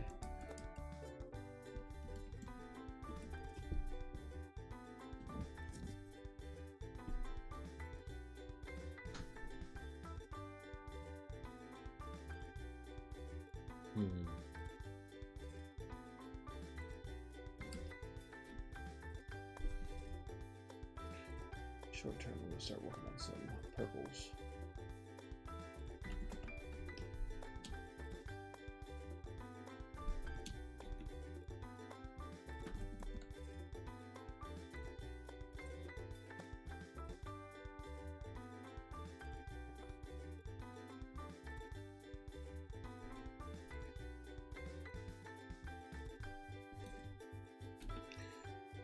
So, fun fact about Wander. The eyes are one of the most important parts of it all. So, if you notice, all the characters kind of have a bit of a Disney aspect to them. Don't sue me, Disney. But they have a bit of a Disney aspect to them, and it's very purposeful. I grew up with Disney movies. I love them to death, so, you know. Also, I understand if this purple is not the purple you were thinking of, Bud, but I can change it very quickly. But yeah, the eyes are super important. It's kind of gives a character a soul to a certain degree. It's one of the things I like doing the most. It's just a little finishing detail. It's lawsuit time. I'm gonna say probably more purple, honestly. Yeah. Turquoise. Turquoise. I can do that.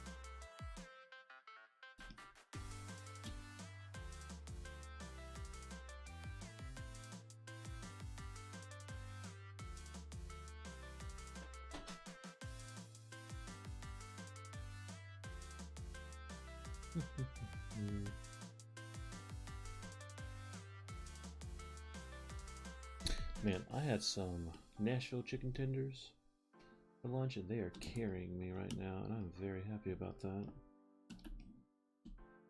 Select, modify, expand, 3. Boop. Oh yeah, that purple dragon.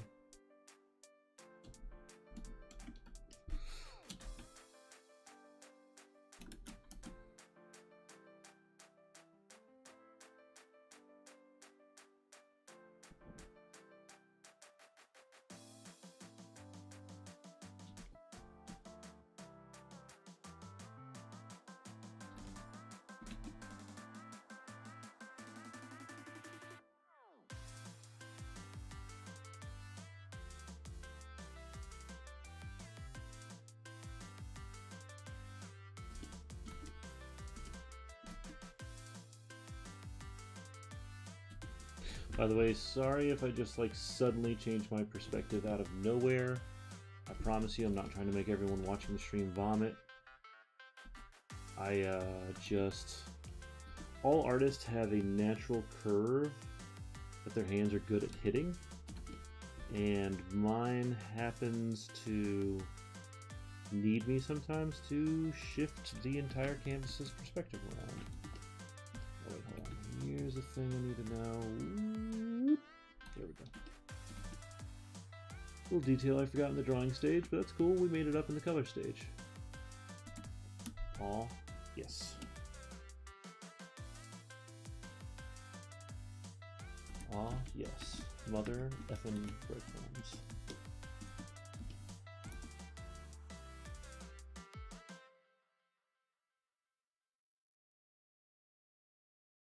Turquoise.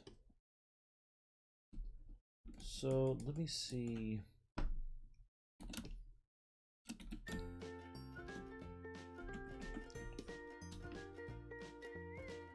Alright, this music sounds like a little kid who's going to build his own or her own lemonade stand.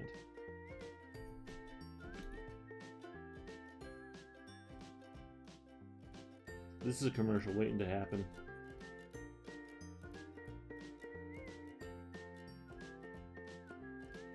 Like little kids squeezing lemons and putting it in a cup with water, and literally that's it. And then they have their parents try it, and the parents are like squinch up their face because the lemon is so sour. The kid doesn't realize that sugar's a thing.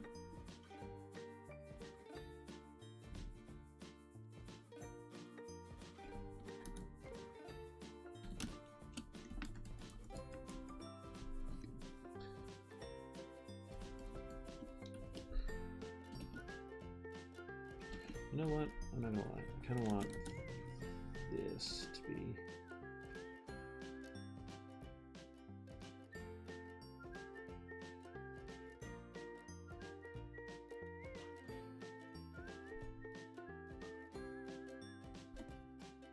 Got away.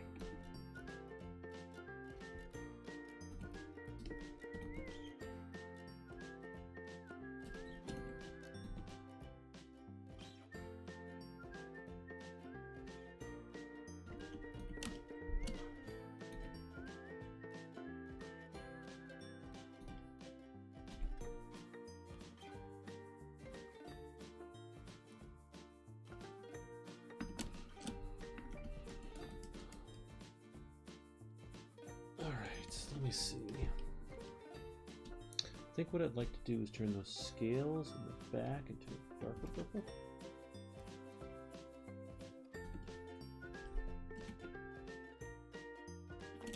Oh.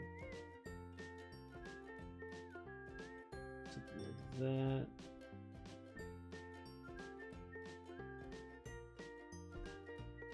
This is a hedgehog dragon now.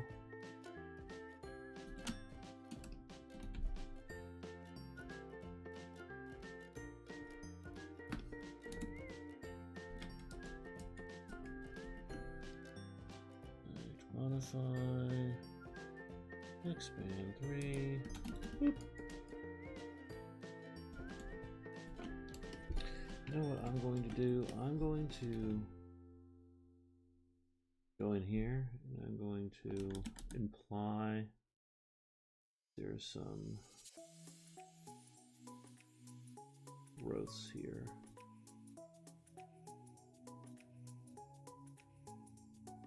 Just subtle.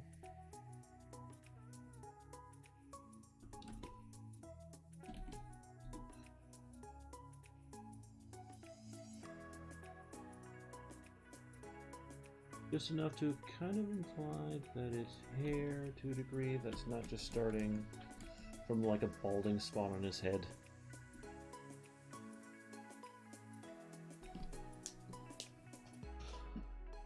You know, that's a good question. How did Wonder start? The name.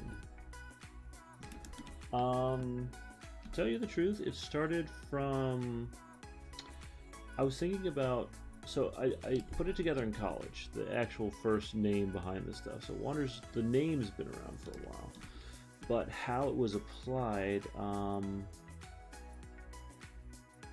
always liked the idea, because in college I wanted to make a webcomic out of these characters I had come up with. And I was trying to think of a name, and I was trying to think of, you know, what do fantasy heroes do? You know, they wander around and find trouble and then solve said trouble. or in the case of D&D, murder people. So I really, really, really like the idea of like kind of taking this lighter approach to things, and it's like instead of them like, I am an adventurer, let us go, ha. Instead, I really like this idea of like adventuring is more about the journey. It is more about wandering around and not listfully, but definitely going with a purpose. But you know, you wander from town to town, you wander here, you wander there. And I kept finding myself saying the same kind of phrase with it, wander. And I was like, you know what? That's what I'm going to call this series, is wander. Because the idea is to wander. There's also a J.R.R. Tolkien quote that is, those who wander are never lost. And I've always loved that quote. I think I put it in the end of the actual book for Wander in the Cult of Barnacle Bay. So select, modify, expand 3. But yeah, I've just always really had kind of a sentimental connection to the idea of, you know, wandering around. I actually spent a couple weeks in Japan, and I really, really enjoyed my time out there. And one of the biggest things was I would get a chance to just wander around myself. Like to just kind of go and do my own thing. There's something so awesome about it. Like, I didn't have anyone holding my hand, I didn't have anyone watching me or anything like that. I could just go. And I enjoyed that freedom, and I enjoyed the ability to, you know, wander around. So it all kind of rooted from there.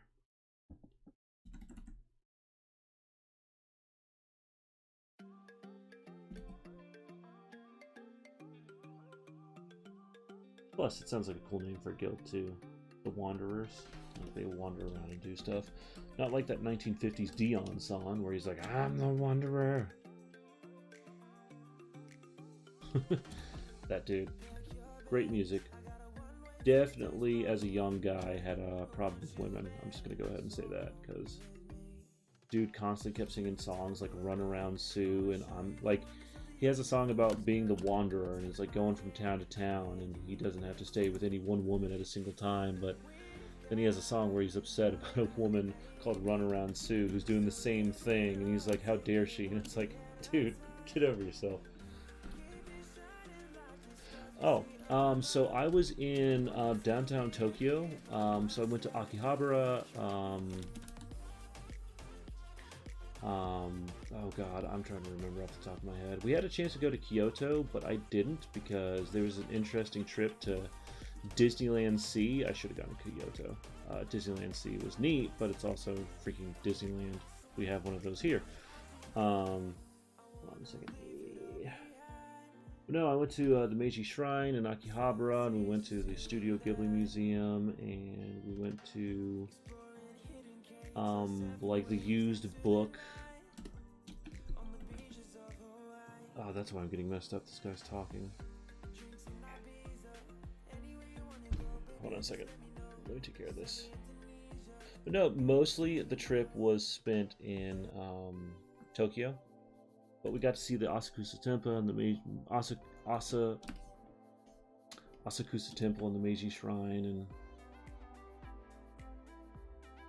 a lot of that kind of stuff. And I mean, it was an incredible trip. I loved every freaking minute of it.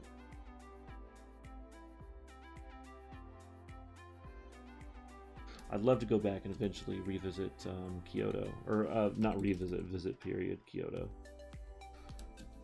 See some traditional architecture. That'd be super freaking cool.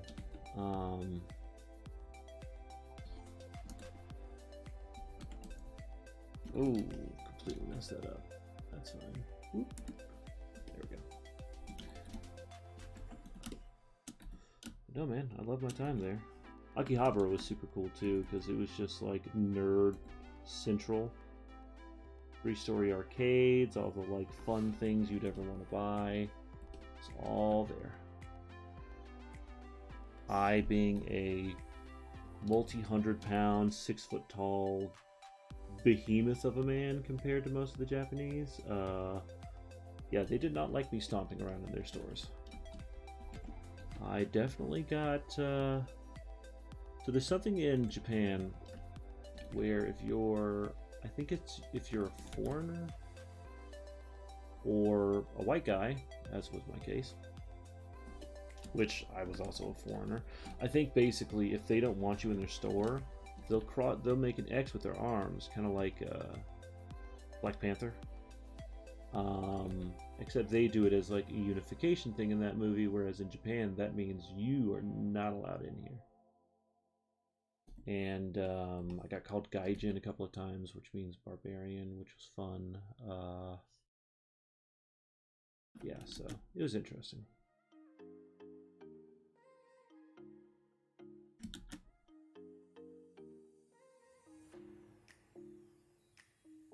Gaijin, yeah.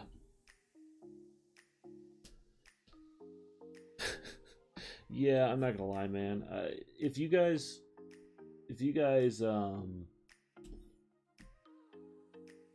instead of just getting married in Japan, why did I cut that line there? Oh yeah, that's right, because there's a leather thing. Getting married in Japan I wouldn't recommend, but having your honeymoon in Japan would be pretty rad. Maybe not right now.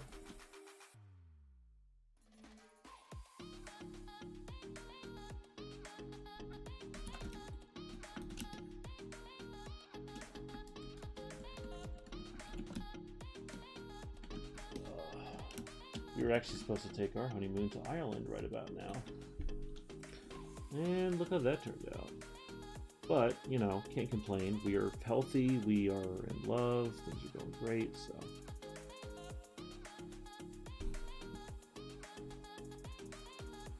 Was there any little bits I've forgotten about so far? Doesn't look like it, but I've been wrong before. Okay, I'm gonna work on the eye. Oh, Jesus. Knees. Gaijin. Oh.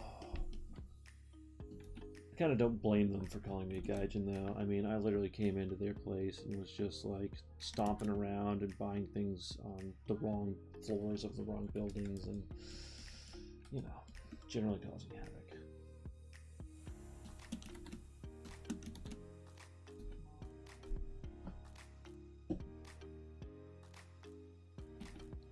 Let me see.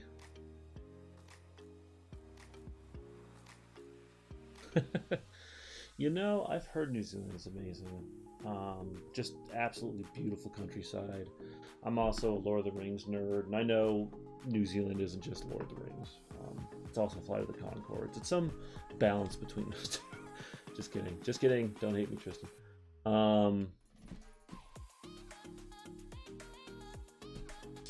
But no, I've always wanted to go.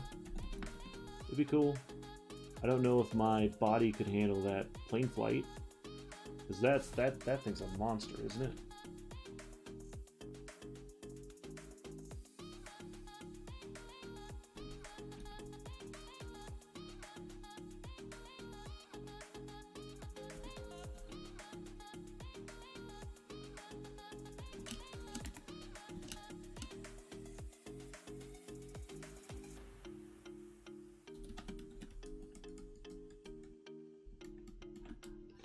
So you said teal.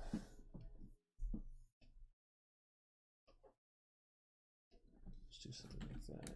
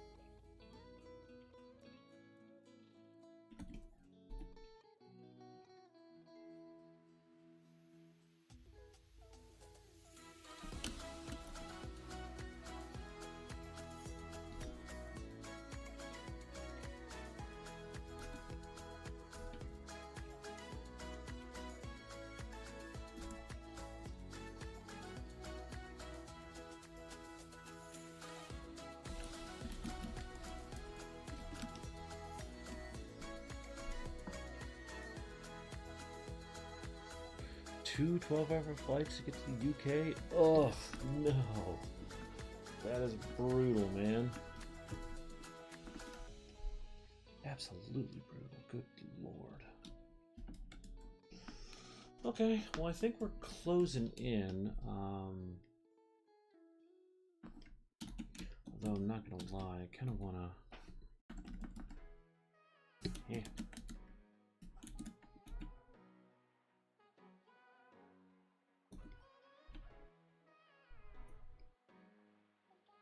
You know, eventually work on some kind of horn gradient.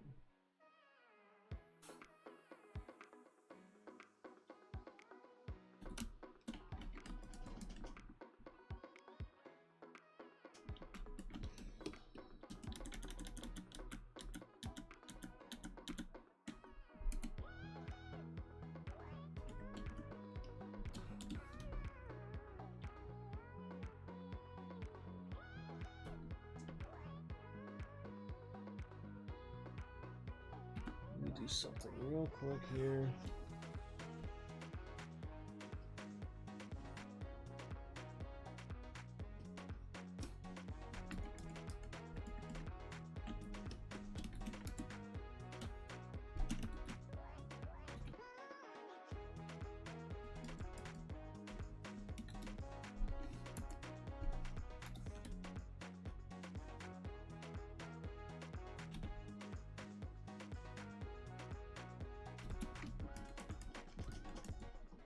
Just for my own sake, let's do a little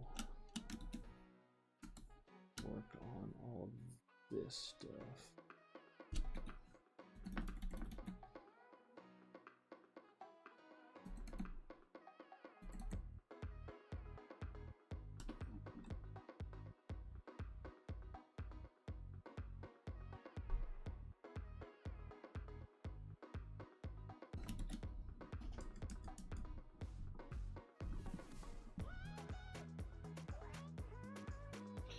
I think it's pretty good progress for now. Let me get rid of that.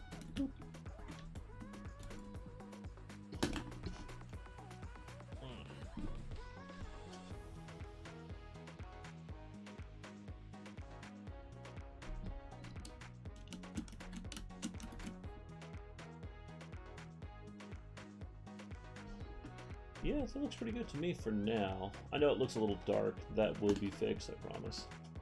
Let me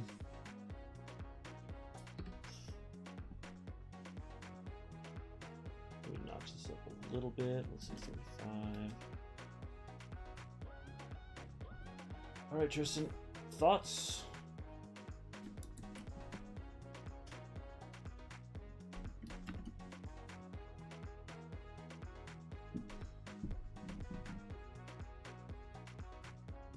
Love it, hate it, burn it all down from the ground up.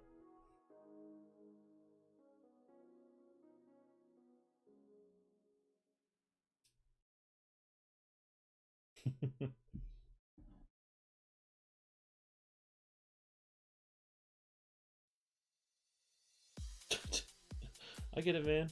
Trust me. Do you understand why I work in gray now? It's so much more convenient. Awesome, dude. Well, I've actually got some stuff I've got to get to.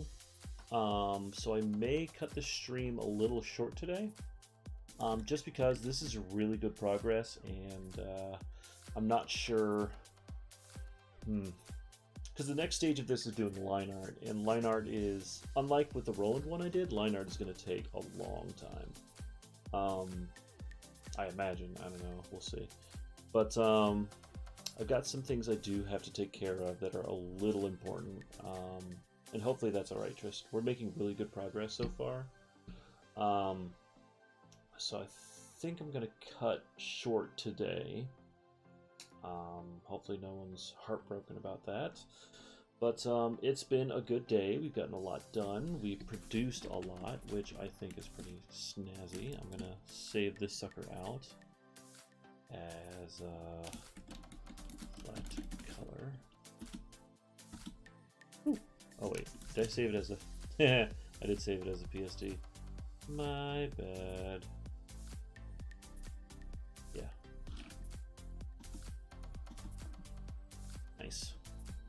I always think it's really fun to see these things actually work in progress. But I think that is... Yeah, man, you're welcome. This is your commission. This is how this operates. Yeah, of course. Thanks for being on the stream and keeping me entertained, man. I really do appreciate it. You're all good, man. All right, well, I think that's where I'm going to cut it to you guys. For any of you watching or who have watched today, thank you guys so much for doing it. I really do appreciate it. Make sure to like, subscribe, and follow me. I'm on Twitch at Heathosaurus Art. So HeathaSaurus Art. You can find my stream on there.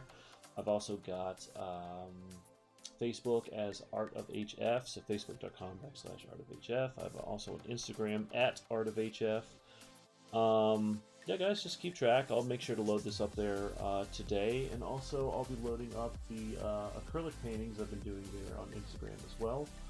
But yeah, this has been great. I'm really glad I could make the tweaks and changes to this. Tristan, I think it looks a lot better than it did at the beginning of the day. Yes, of course, be excellent to each other. Stay home, wash your hands, be safe. I'm in Georgia, so, you know, things are going to start opening up soon. I plan on staying home still, but, you know.